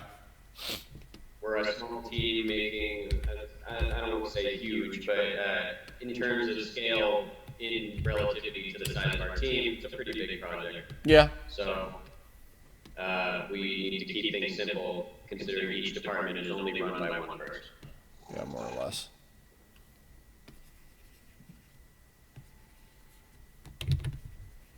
Yeah, we're not cutting corners. We're not putting in a bunch of reskinned enemies. We're gonna make sure that the game is fun, and it's good, and it's generally grand old time. Yeah. In fact, actually, I thought I was going to this stream. Maybe I will. Maybe if I feel like it after JDead. I might do one more, but like for instance, the Foley Roach enemy, Zach was very cool and made a bunch of different versions of Foley Roach that will be used as different enemies in each of the different regions. So it'll be like one of the consistent ones throughout, but it's also not it's not a palette swap. Like they actually have different properties and like that sort of thing. You'll see what I mean soon enough.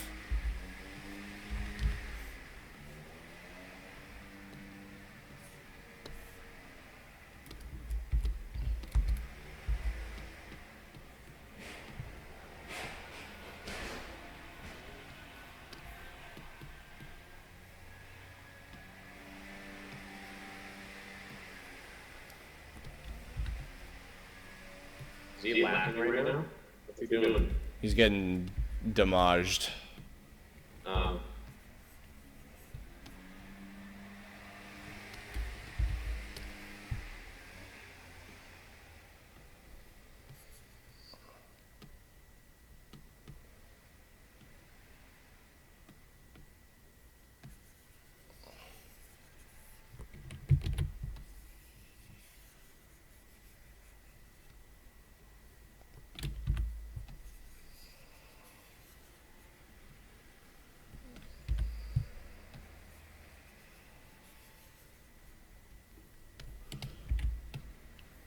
you've been doing many animations off stream so far.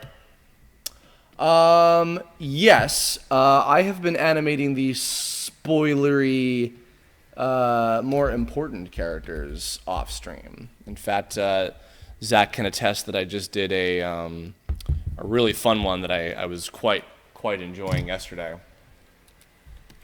He's gonna be day one DLC, don't get too excited. Shut up. My God. I'm not doing that shit.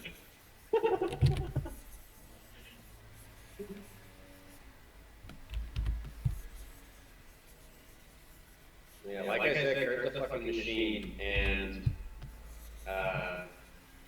whenever I send him a design, he usually has it done within a few days. Well, I've been sitting on a lot of these.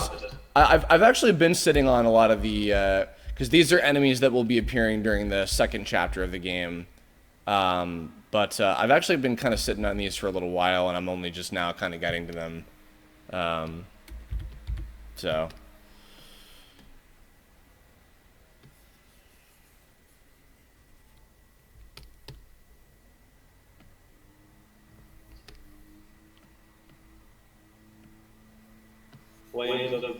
Flames of the Locust. Yeah, the Kickstarter will be open for the full 20 days. Mm-hmm. We'll be going. Donate. We'll be going. We have another 23 days to go. Currently up to $86,000.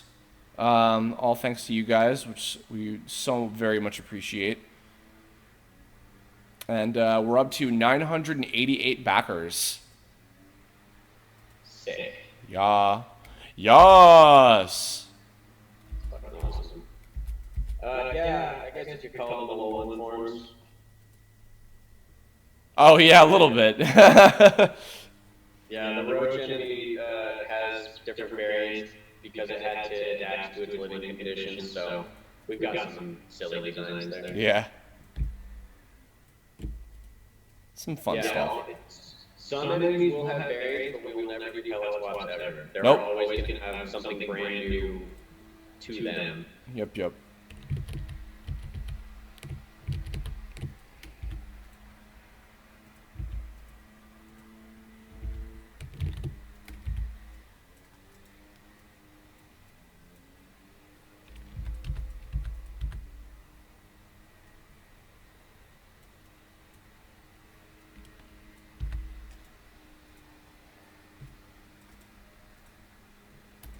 Us too, Super Gino. Preaching to the choir. What's that? He really hopes we make animated ending. Oh yeah, no, I would love that. I think we can hit that goal. I have faith we can make some of these goals.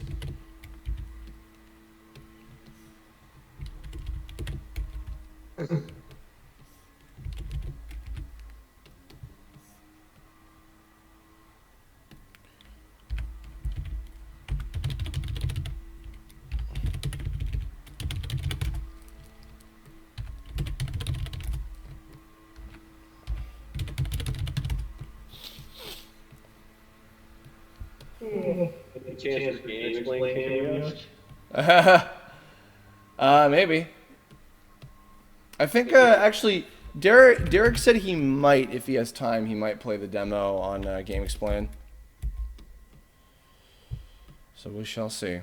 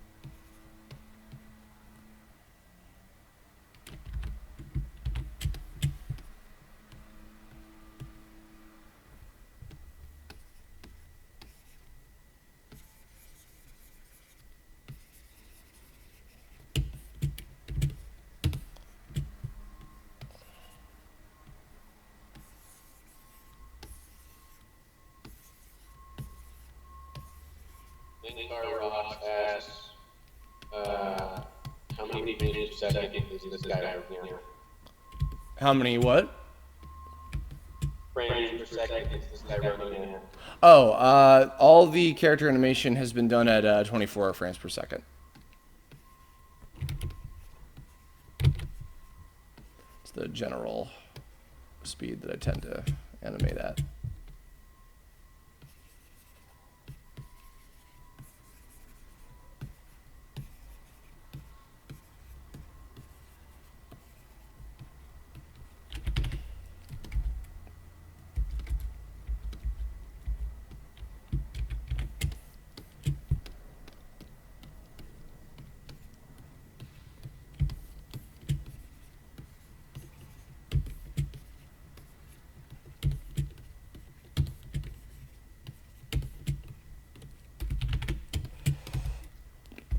Of course, we're worried about the cameos. We're going to give each one excellent attention. Yes.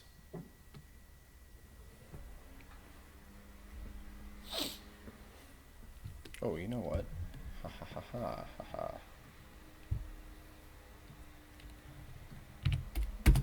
Going the extra mile.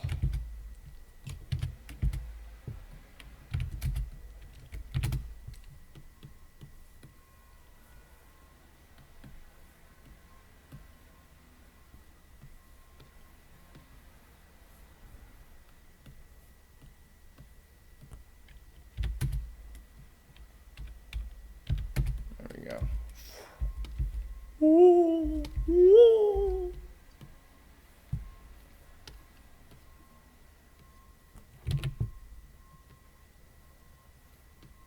Oh, sick. He like fades away. Yeah.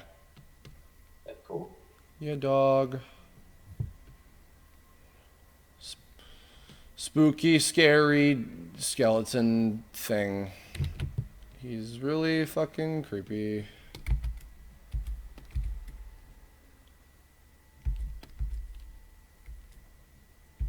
Alright, cool.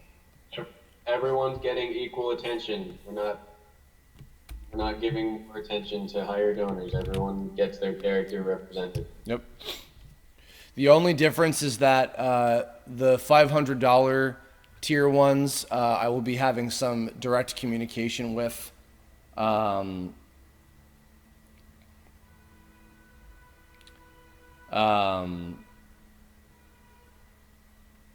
Because some of those things we need to work out the exact specifics of in regards to how they're going to fit into the scope of the game, because like the dojo masters and the bosses and all that, you know, there's some more specific things too. But otherwise, and if all goes as planned, I plan on streaming all of the backer donation character animations as I'll be working on them, since thankfully none of them are spoilers, so that's cool.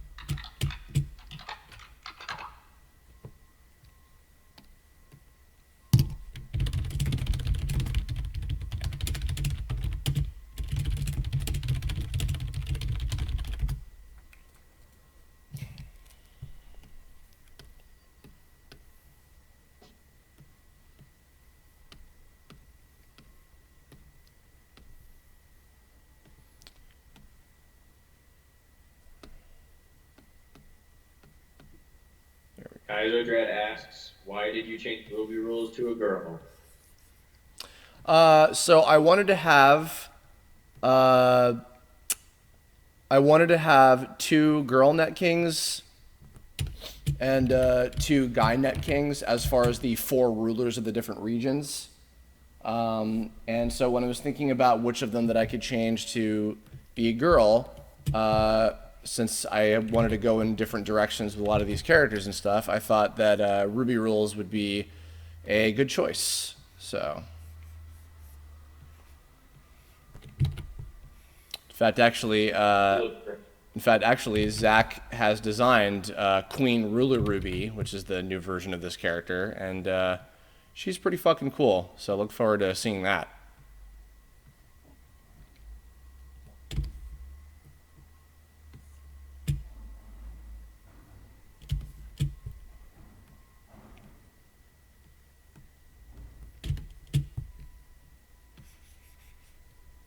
Wacko Warner wants you to do a Nylok impression. Whoosh! I cannot tell you how many times in like other like projects and things that like I've just stolen Martin's voice. Like I've just like done a crappy Nylok impression for something and it's like bailed me out of a jam.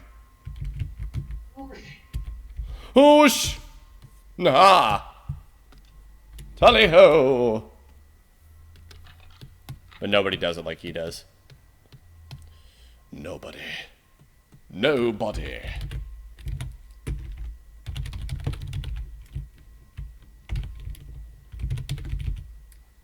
We have tons of thoughts on Jaded's moves.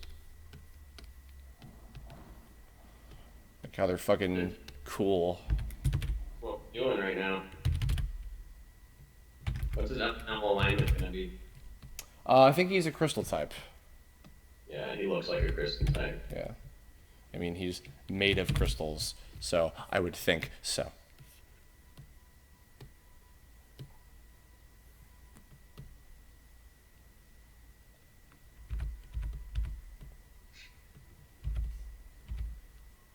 You first started making the series way back when, whoever expected to make it this far. No. It's really quite surprising how far we've come with this, but it's really thanks to you guys. So.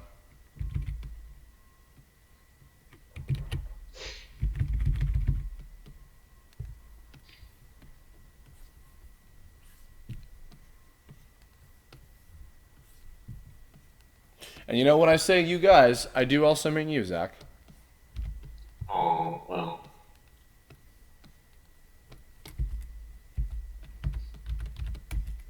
I try my best.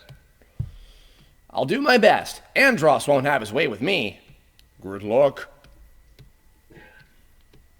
It's time for us to go now. Landmaster. Wow. Frostfire, I'm gonna go to college for probably just a broad sweep of animation, and there is game design included in that course also. Yeah. So, I don't know, maybe in a couple of years expect something from me, who knows? Yeah, boy. And if that ever happens, Kerbopolis, Michael, I would love for you to be a part of it. Oh boy. Well, I would be happy to be a part of it. Sorry for getting your name wrong. Kerbopulus Mice. Oh boy, here I go animated again. Here I go animating again. God, Rick and Morty season 3 was fucking amazing. Dude, I just binge watched it last night. Oh my god. Yeah, it was fantastic. I don't even remember it because I was high. Good. Don't do drugs, kids. Don't do them. Don't be like Zachariah. Don't be like me. Don't smoke weed. Don't. Unless you live in a state where it's legally allowed, and even then.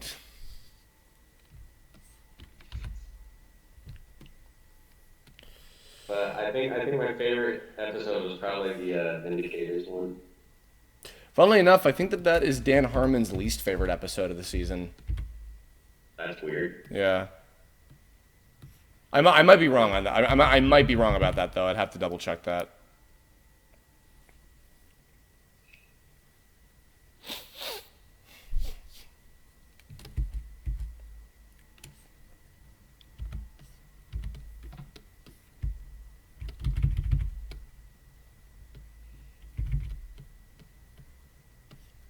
Grant Moffat asks, when you guys create new characters, do you come up with the design first and give characteristics later, or think of a personality or traits and design a character off that?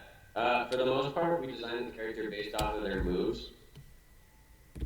So, Curb will have a handful of enemies pre-planned, but only their name and a general idea of what they are and their moves.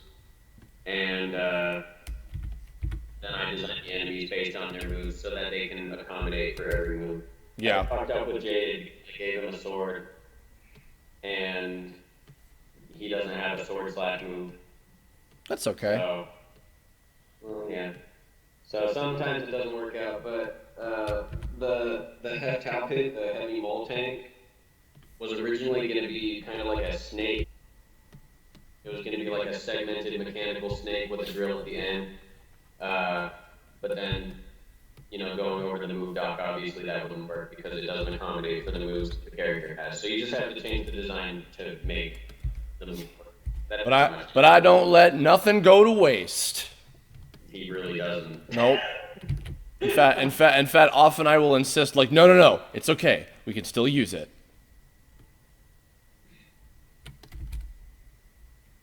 Because I don't, you want to know part? I know that also part of it is like I've been saying to you, it's like off camera. I've been like, no, you did all this work. I don't want it to go to waste or whatever. But it's not just because of you specifically. Because also okay, whenever I see the art of animated movie or whatever, right? And I get that this is just part of the process, but it aggravates me when I see all this concept art for cool shit that just goes unused.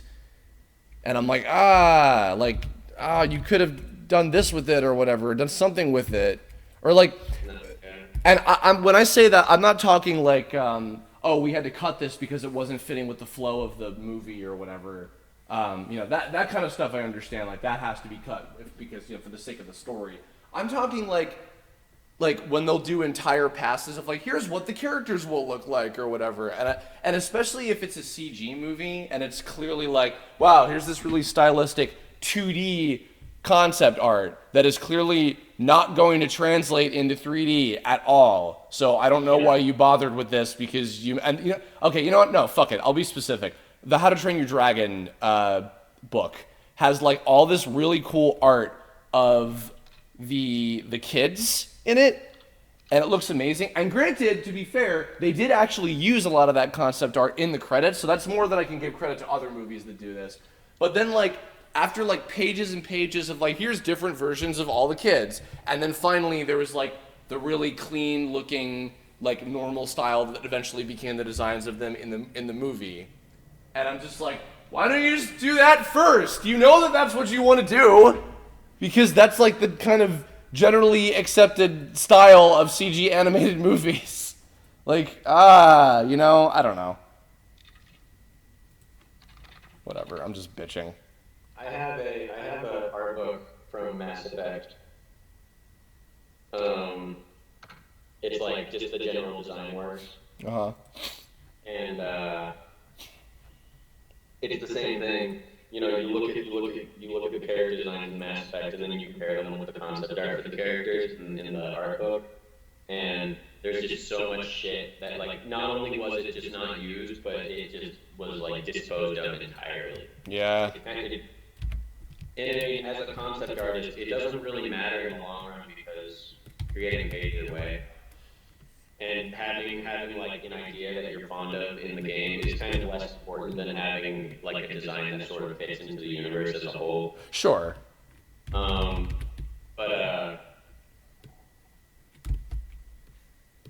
Yeah, there's if anyone, I'm sure someone here played Mass Effect, but there's a character named Jack in Mass Effect 2.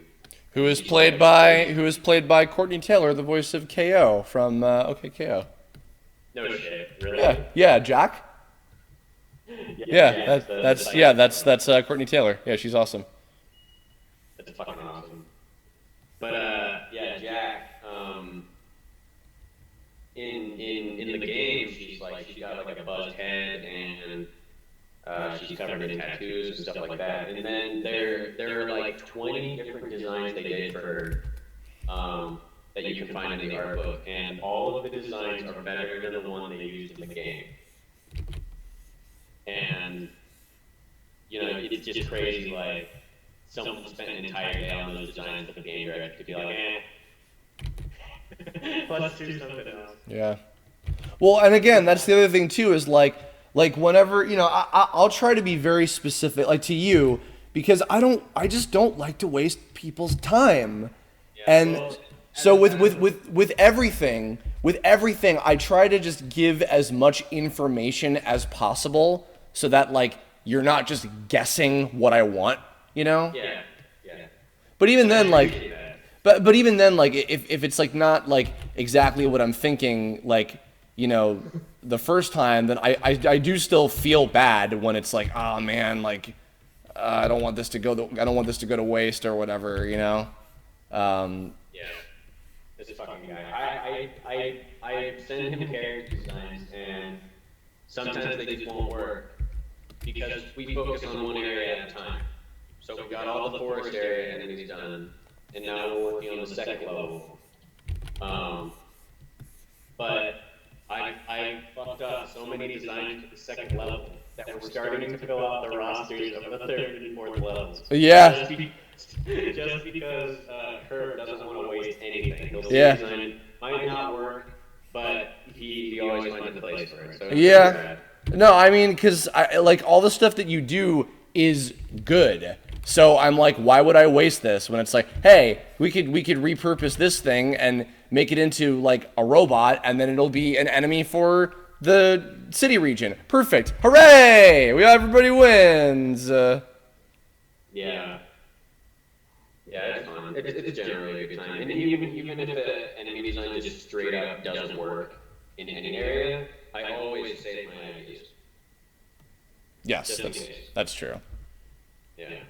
Never completely scrap an idea, because you never know when it's going to be fitting for another project that you're doing. I have a folder on my computer just called Shed, and that's where I keep all my designs that just haven't worked out. Whenever I need new ideas, I go into the Shed and I look at my old designs, and generally pull off those. I mean, even I won't say who, but literally last night he sent me this fucking awesome character design sheet of a certain pre-existing Tome character that looked gorgeous, and I'm like, I don't know if I'm gonna have a place for them anywhere in this, but I also remarked like, oh, but this version of this character looks like they could even just be made into something of your own, even, you know. Of which, if that happens, I have no idea, because that's entirely up to Zach, but, you know.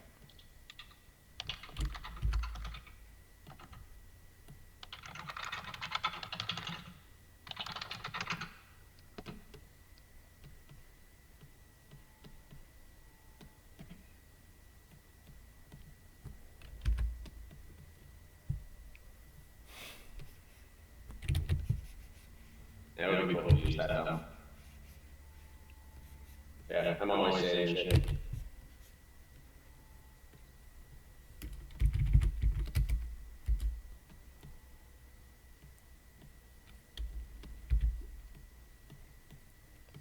Zelos, it does not matter what your skill level in drawing is. Send us a character design and we'll work it out. Yep. We will work with you until you're happy.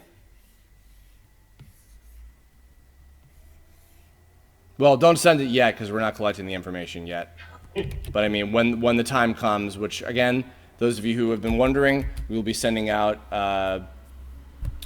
surveys through Kickstarter with a link to the assignment of rights contract. In fact, actually, what I'm also doing, I just put in some word to mess around with this a little bit, is we are actually going to be making the assignment of rights contract have some very hopefully easily digestible like sections with which to input all the necessary information for your character, and for you to put like if you paid this much, like if you paid $90 for this tier or whatever, also put here like what does your character kind of sound like, or what is their personality like, or whatever for like the speaking line. And then like a section for if you paid $200, let us know in this section right here what some of your ideas for their special attacks could be, you know, and then kind of go from there.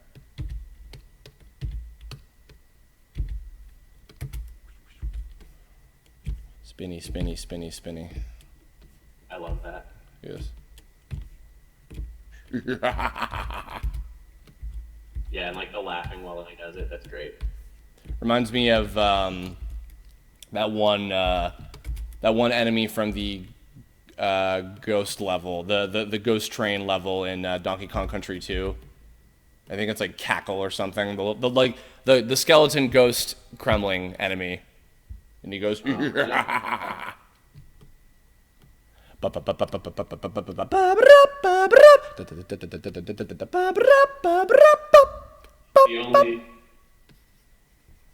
only old Donkey Kong Country game I played was 3. Oh, 3 is awesome. Yeah, it was fun. I fucking hate Kitty Kong or whatever. He's whatever. He's fine.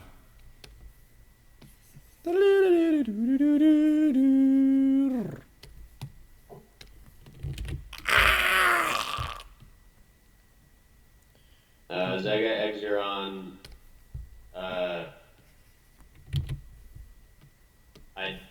What was the official stance on creators voicing their own characters? Nope. Sorry.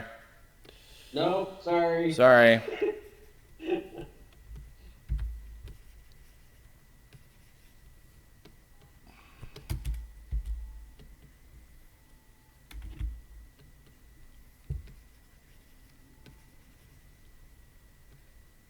Are there no weaknesses to being neutral? No, but there's also no strengths either. Oh, so there's your trade. Yeah.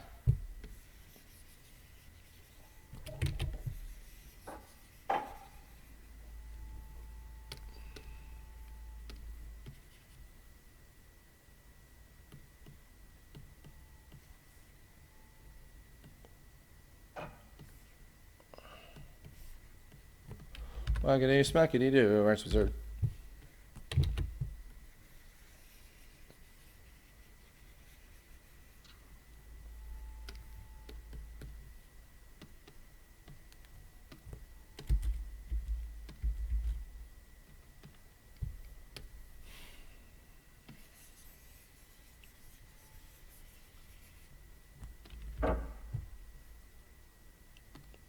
Bing bing bing bing bing bing bing bing bing bing ding ding ding.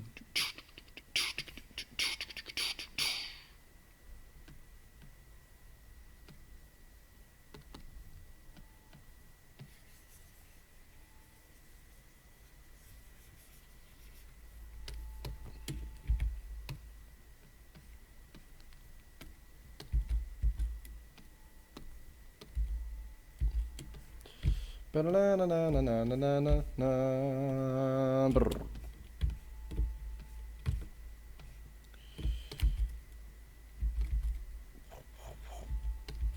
if someone sent you a dick butt to be a character in the game? Then you're dead to me. And also, we reserve the right to turn down if, like, seriously, like, okay, to actually answer this question, if seriously somebody sends, like, if they actually paid, like, however much money and they're like, I want my character to be a giant piece of genitalia, like, we also have something on the contract where, like, we reserve the right to deem any material that we find to be inappropriate.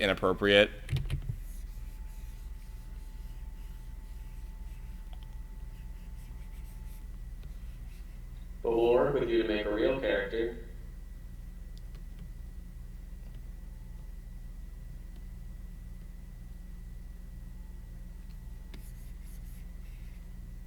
Who's Tara? Tara Pratt? Oh, Tara Platt. She's great Tara. voice, great voice actress. What's she been in? She was Temari in Naruto. She was the manager chick in what's it called? Tiger and Bunny. She was Lisa Yadomaru in Bleach.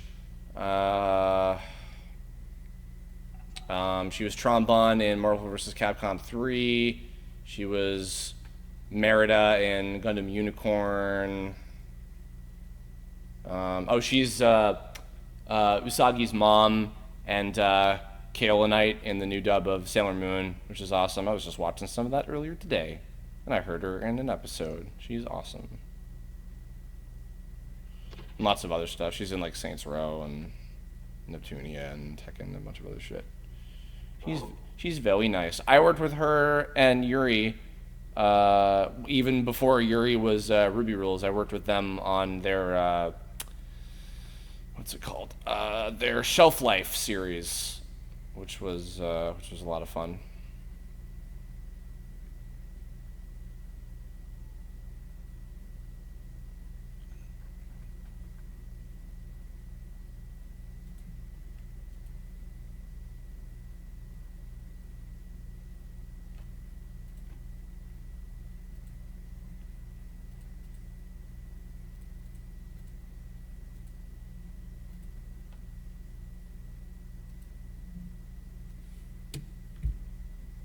The reality, Morpheus, is that we don't have the resources to make a character customization engine that would make a good-looking character.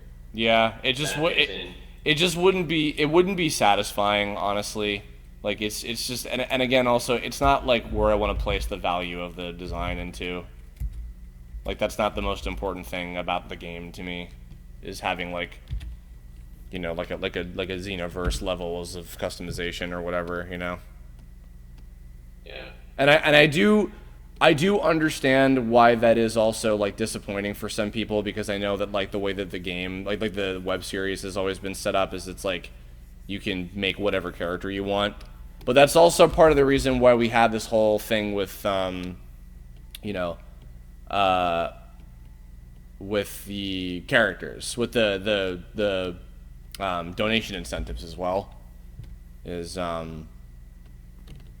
to have lots of room for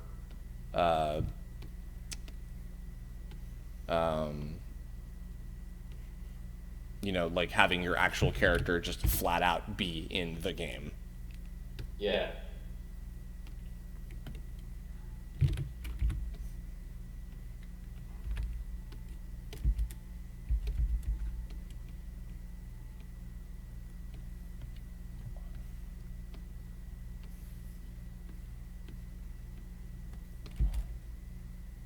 We should have a monster similar to a Maisie Daisy. Maisie D. Oh, maybe. Oh, yeah. Yeah, maybe. Excuse me. Just show up and be like, "Whoa, did you see that?"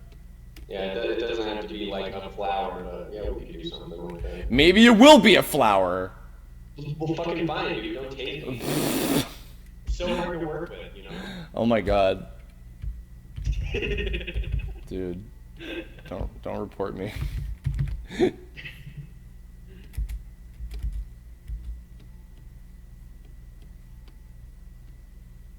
Yeah, so voicing your own character is out of the question. Yeah, sorry.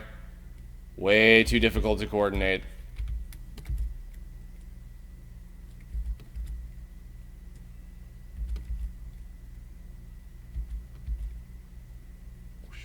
Nice. Iraj, sorry if I pronounced your name wrong. Whenever we lose motivation about the game, we just get on the Kickstarter page and look at the fucking 86 grand that you guys raised for us, and we kind of get our motivation back. Yeah, pretty fucking much. Yeah, that is kind of what happens.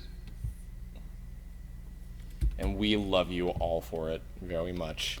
Very, very much.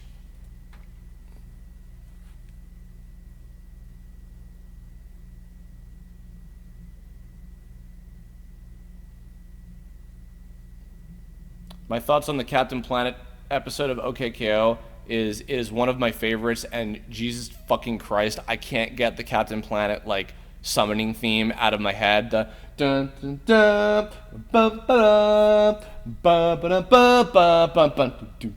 By your powers combined, I am Captain Planet. Go Planet! It's the fucking best.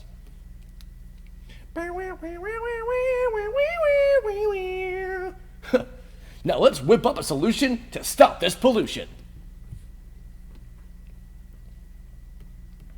Do any of you live the starving artist stereotype? Yeah, Kurt's diet is only like cheese and crackers. Fuck you! Shut up! Oh my god. He's such an asshole. And I'm actually literally starving because I haven't eaten yet today. Oh, well, go eat something, you idiot. What are you fucking waiting for? What? I have carrots. You have what? I have carrots right here. I'll eat some carrots. Oh, If only I had cheese and crackers to go with them. you're an asshole. Such a dick. You're fired. Never mind, you're hired again. I need you. Shit. You're fired. Wait, you're unfired. You're unfired! I was wondering if I could maybe get this payment in advance. You serious?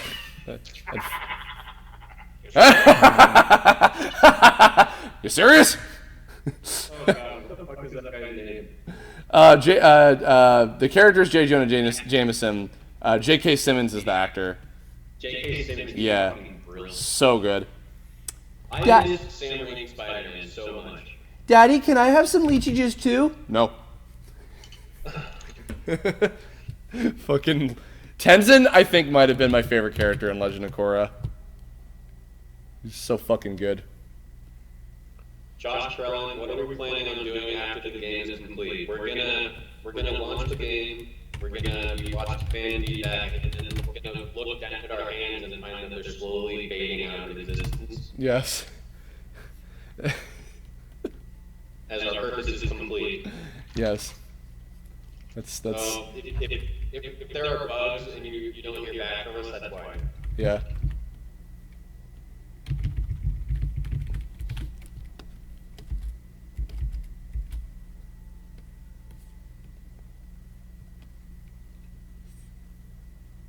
Oh, that would be so fucking rad. J.K. Simmons is Jonah Jameson in the next Spider-Man movie. Yeah. Yeah. Yeah. I mean, I haven't seen it coming yet. it's fucking awesome. I love it. I'm a big fan of Michael Keaton. He is out fucking standing in that movie. Yeah, that's what he Did such a good job. Holy shit. Yeah, I love that movie. I think it's the best Spider-Man movie we've ever had, like hands down. did. Spider-Man 2. Huh? Do you think it's better than Spider-Man 2? Yes, I do. Spider-Man 2 is also, of the three, I'm not big on the Raimi Spider-Man movies, but of the three, 2 is definitely the best. And 2 is a good movie, but I think just as a Spider-Man movie, Homecoming, I think, got it, like, the best. Yeah. Yeah, it just feels the most like a Spider-Man adventure. And not just... It feels like the actual character of Spider-Man in, like, a really fun adventure story that also has, like, really good development and thrills and like, a good choice of villain and just everything. As opposed to just, like... The thing is, like... I can watch the Raimi trilogy okay, and it's fine, and I'm in that rare camp of I actually unironically did enjoy the Amazing Spider-Man movies. But that said, both of those, well, even though the Amazing movies probably aren't great movies, they felt a little bit truer to the characters to me, which I know everybody fucking disagrees with because they all think that, like, what's his name? Andrew Garfield is like too cool to be Peter Parker, but I don't care.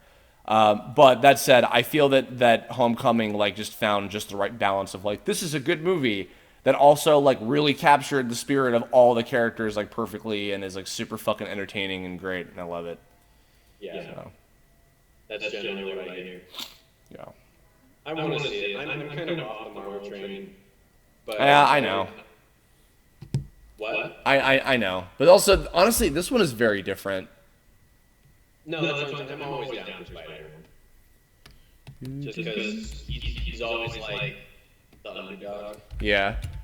And from what I hear from the movie, it's like it really plays the neighborhood part of neighborhood Spider-Man. Yes, absolutely. So yeah, I do want to see that. I also want to see Thor, the new Thor. Yeah, it looks fucking awesome. Yeah, I love Thor. But you know, probably I haven't seen Age of Ultron yet. I haven't seen.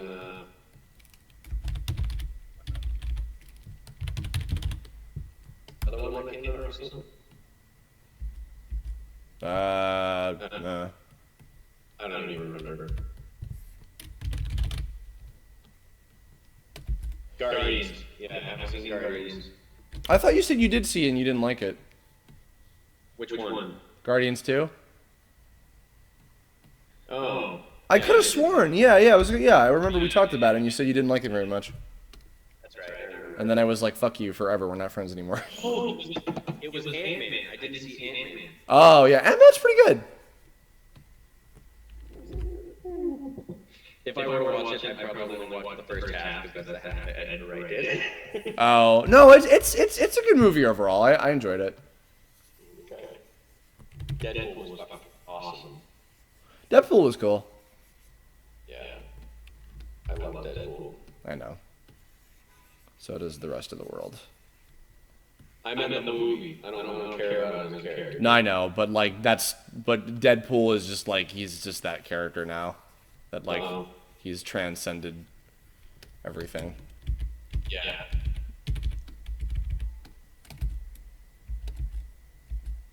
Boop boop boop boop bum ba bum bum bum bum bum bum bum dum dum dum dum dum dum bum bum bum bum ba ba do do do do do do. Someone's asking what your thoughts are on Spectacular Spider-Man. Oh, the animated series? I love that shit. Ben Diskin and I did a Curb blog about it. God, a year and a half ago. Go look that one up. That was a cool one. Spectacular. Is that the one starring Miles Morales? No, there isn't one starring Miles. Really? Yeah.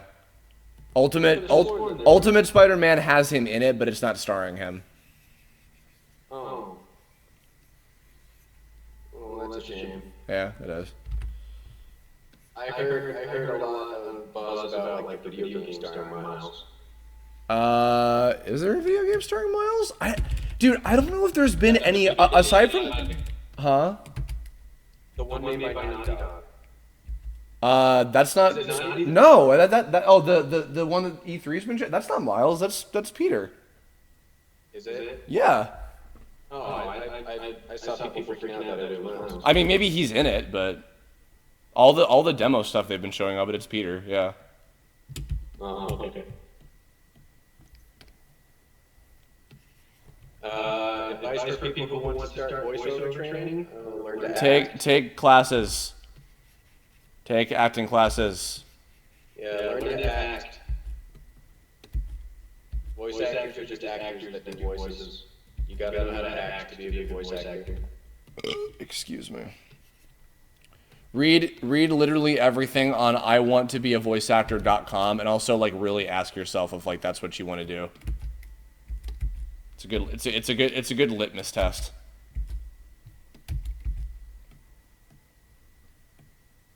I think in the Spider-Man trailer, Miles was like filming something on his phone, and then someone calls his name, and he turns around and leaves. In which trailer? In the video game trailer that they showed at E3. I don't know. I don't know either. I wasn't really. Everything that I've been following with it, it's just been Peter. So I can't confirm. I have no idea.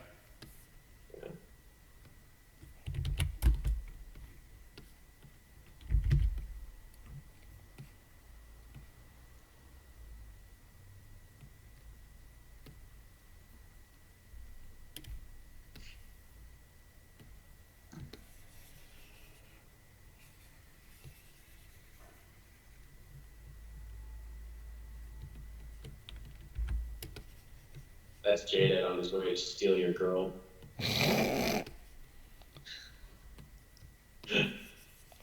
I'm gonna get her. I'm gonna get her. Get you. I'm gonna get you. I'm gonna get you.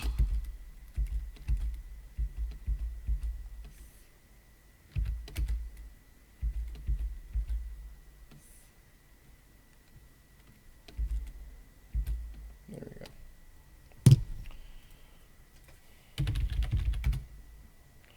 Do do do do do do do do do do do do.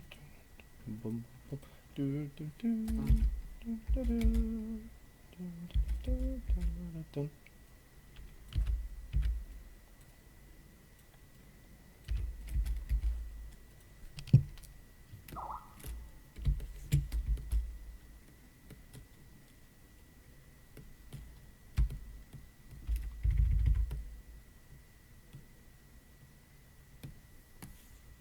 There will be boss fights with monsters, yes. Fuck. God damn it. Ah!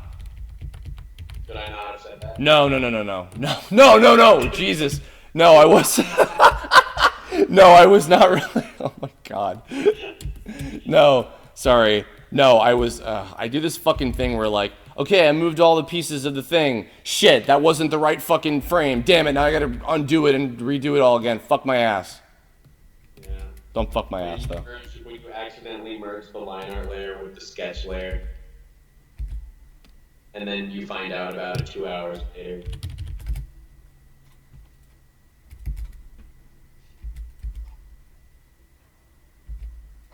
GAF stands for giddy app, fucker. Oh. That's what Mike was talking about. Oh. Yeah, it's hard to learn, so they just named it giddy app, fucker.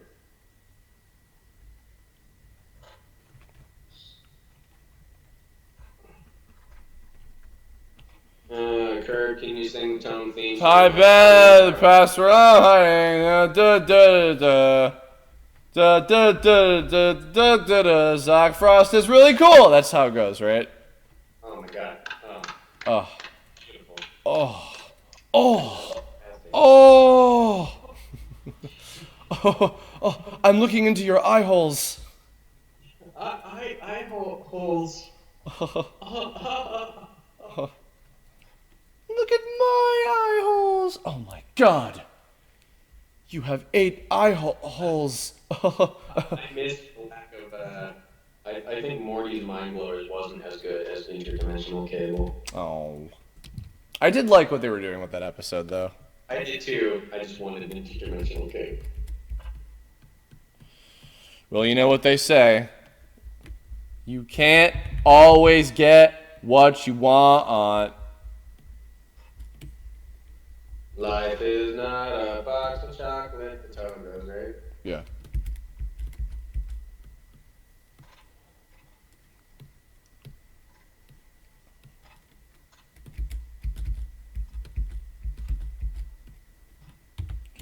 Teenage Mutant Ninja Turtles. You know what you need to do? Huh?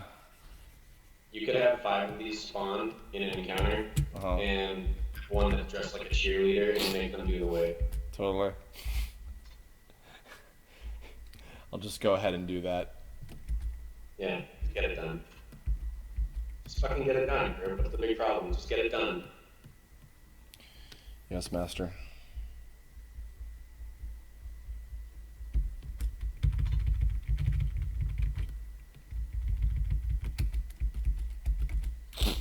Boo doo doo doo doo doo doo doo doo doo doo dum dum dum dum dum dum dum bum bum bum bum ba da bum ba da ba ba da bum.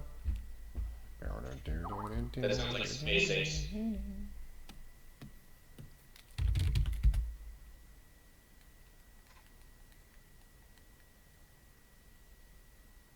Flame Girl's new look is inspired by Mike Lucas's enormous creative brain. Wait, Mike Lucas is what? Enormous creative brain. Oh yeah. Yeah, Mike's designs are legit. He doesn't rip off, yo. It's funny because Mike has always kind of been like, I've always kind of jokingly referred to him as like the Jack Kirby to my, oh shit, did we get kicked off? Oh no, we're good, sorry.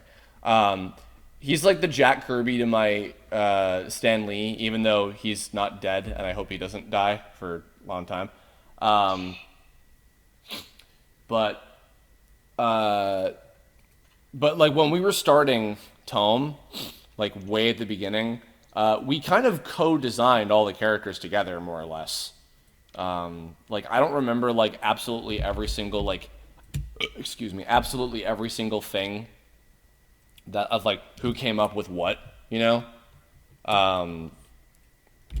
So a lot of what we did was just kind of like off the cuff, and it was like, because it was, if those of you who don't know the story, all of the like very first designs of the Tome characters came from when we were on the TV Tome forum, and we were like, oh, like let's come up with, because there were no images on this forum, so we just were like, oh, let's just like come up with like character designs based on people's screen names. Like, what would Flame Girl look like? What would Game Craze look like? What would Kerbifer and Alpha and Nylok and all that shit look like? Like, that's kind of where it all started from. So we just like came up with stuff. And I remember, I want to say that maybe I might have done the very first sketches, and then he like refined the hell out of them, because even like back when we were in elementary school, and he'll never admit this, but like he was still like a good artist and had a good like sensibility for design, even like back then. So, you know, I mean, I just give him tons of credit for that. He's a sweet guy. He's a cool artist. He is. He's my best friend.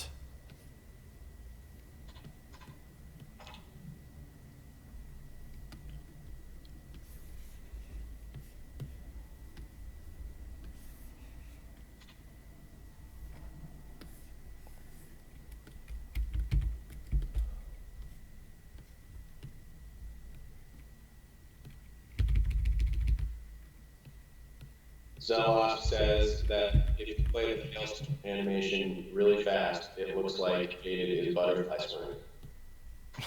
It looks like he's what? Butterfly swimming, that's where you swim directly up and you're like flapping your arms. Oh. I get your game. At least I think that's what it means. I get your game on. Get your game on! How about a little help, Neos?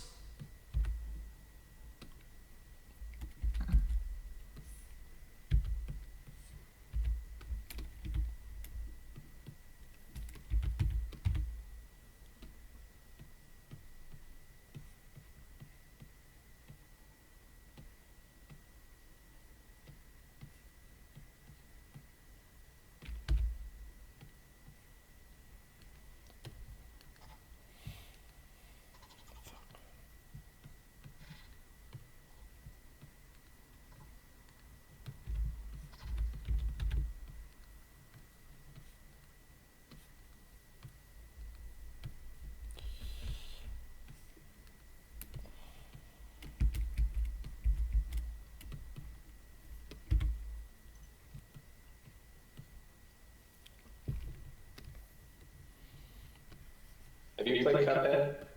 Not yet. I hear it's good. Cuphead's awesome. It's just really hard. Yep.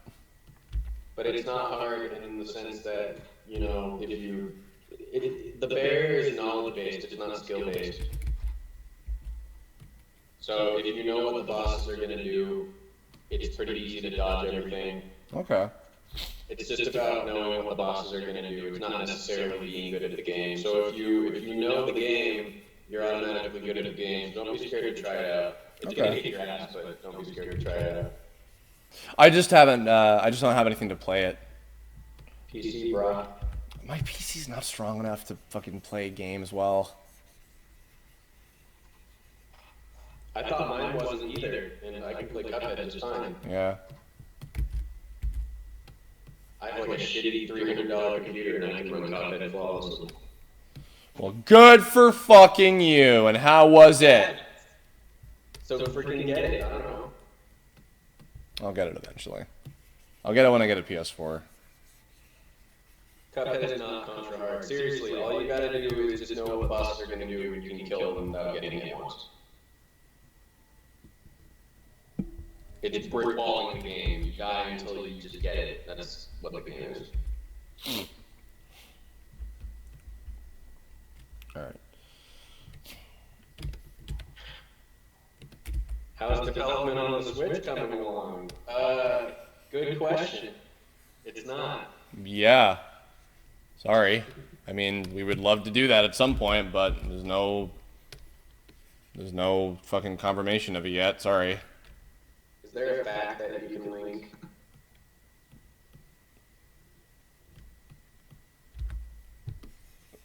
On the Kickstarter page, guys, which is linked below, there's plenty of handy dandy FAQs for you to take a look at. Any sort of questions about you voicing your character or where it takes place in the canon or anything of that sort can be answered on Kickstarter.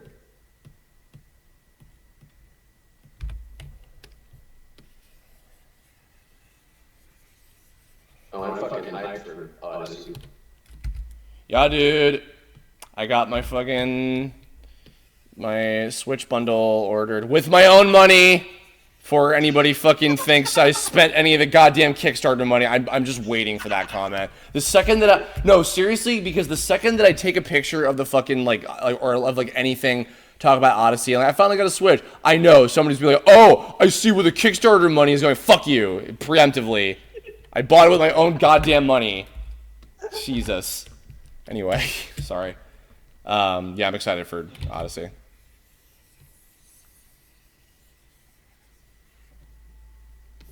I've been trying to not watch trailers at all. I can't help myself. So I can. I want to go blind, so I don't anything. I know. I'm saying I can't. Oh, fuck you. I don't know. Oh my god, dude. Yeah. You heard it. You heard it here first, I love folks. that. He's got like really bad breath.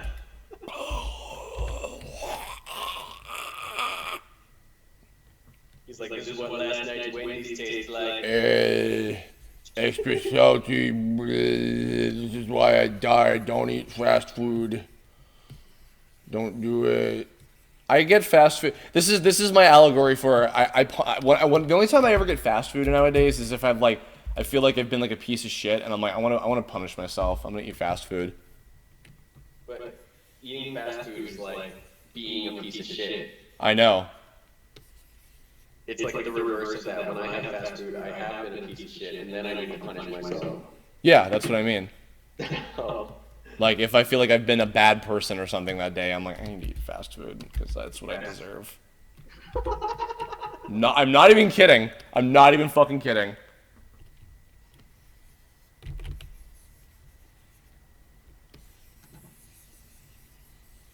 So you eat fast food every day? Before they come in with the fucking burn, that was rude, man. You shouldn't say that about people. Oh, somebody in the chat said that? Yeah. Oh, and here I thought you were just being really clever and also a dick to me. You fucking. Why would I say that to you? I don't know. So rude. Have you played Sonic Mania yet? I have not, because I also don't have a console for it. Excuse me. I would love to play it, and I would also love to play Sonic Forces.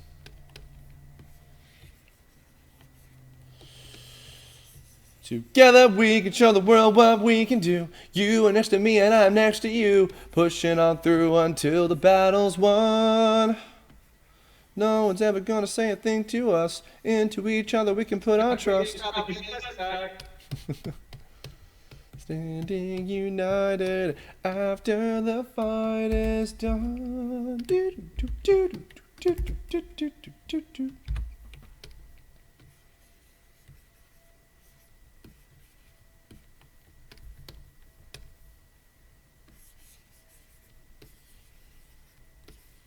Did you see that Sonic Forces comic? No. Yeah, they're doing a little comic tie-in thing that Ian is writing. Hopefully it's better than the game. Fuck off.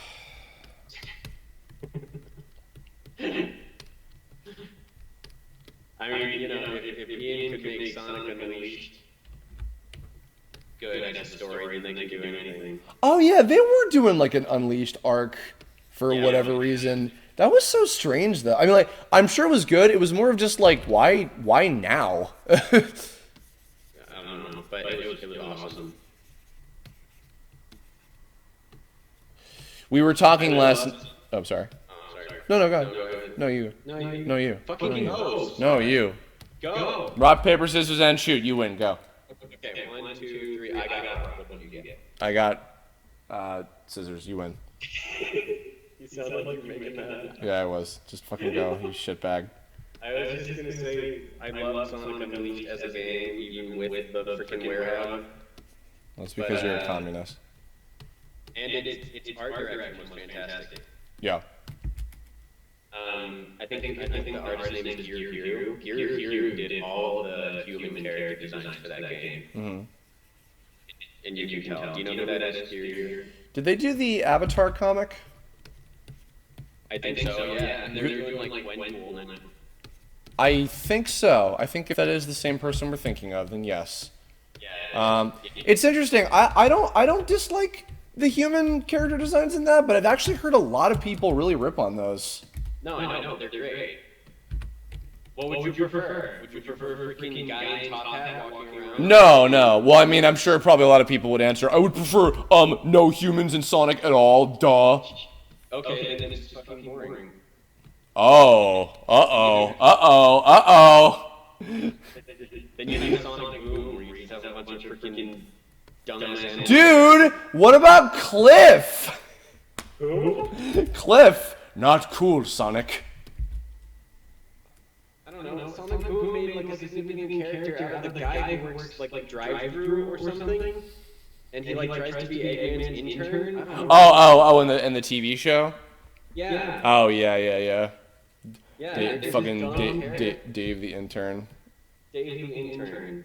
They're just stupid characters. You're a stupid character. You are a stupid girl. Get out. Yup.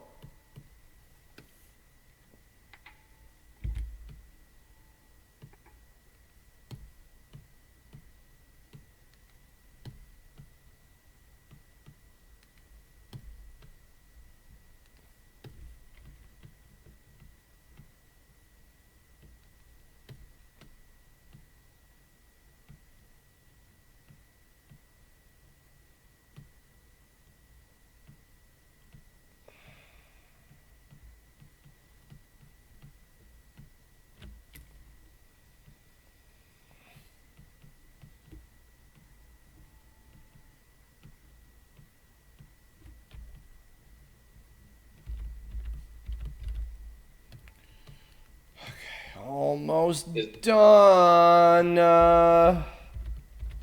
Is there any chance of adding more donation tiers? Probably not. Sorry.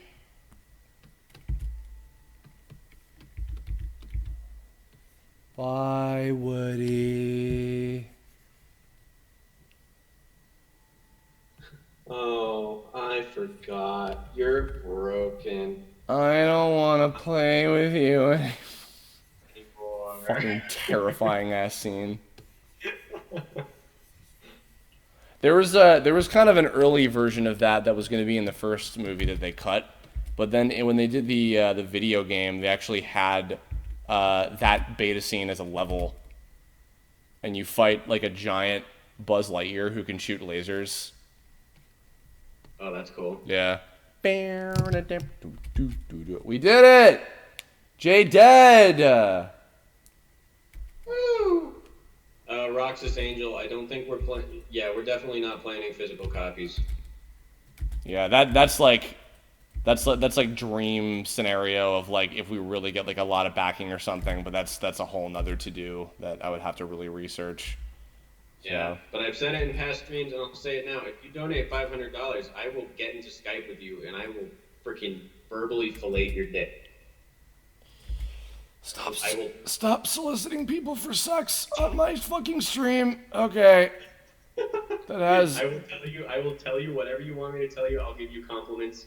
I'll freaking. Don't listen to him.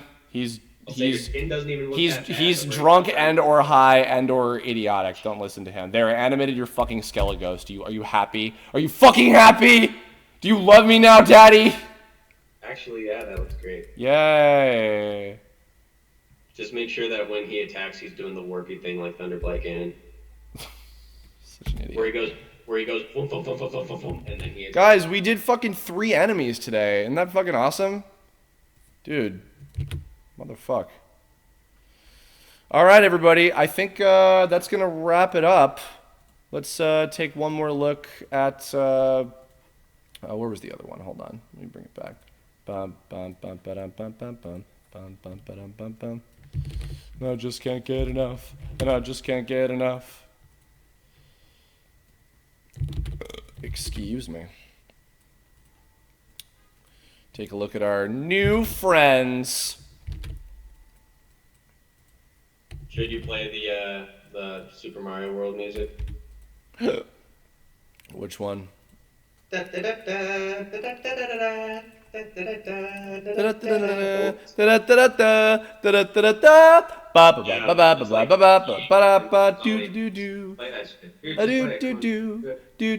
I already played the Mario World soundtrack before.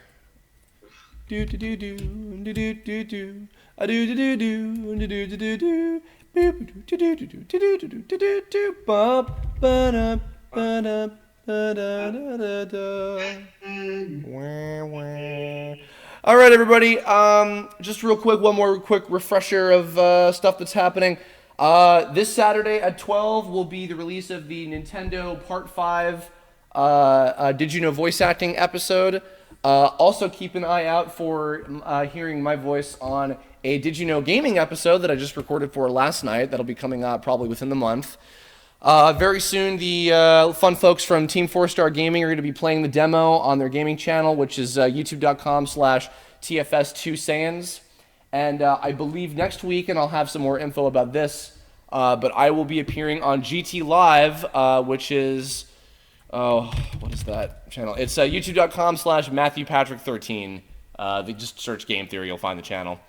So, everybody, thank you for tuning in to our second Tome RPG monster stream. I'll probably do another one next week if I have time. Things are going to be a little crazy, but I should be able to pop in and do some for a little bit. So, look forward to it, and we'll catch y'all next time. Bye. It's been a monster of a time.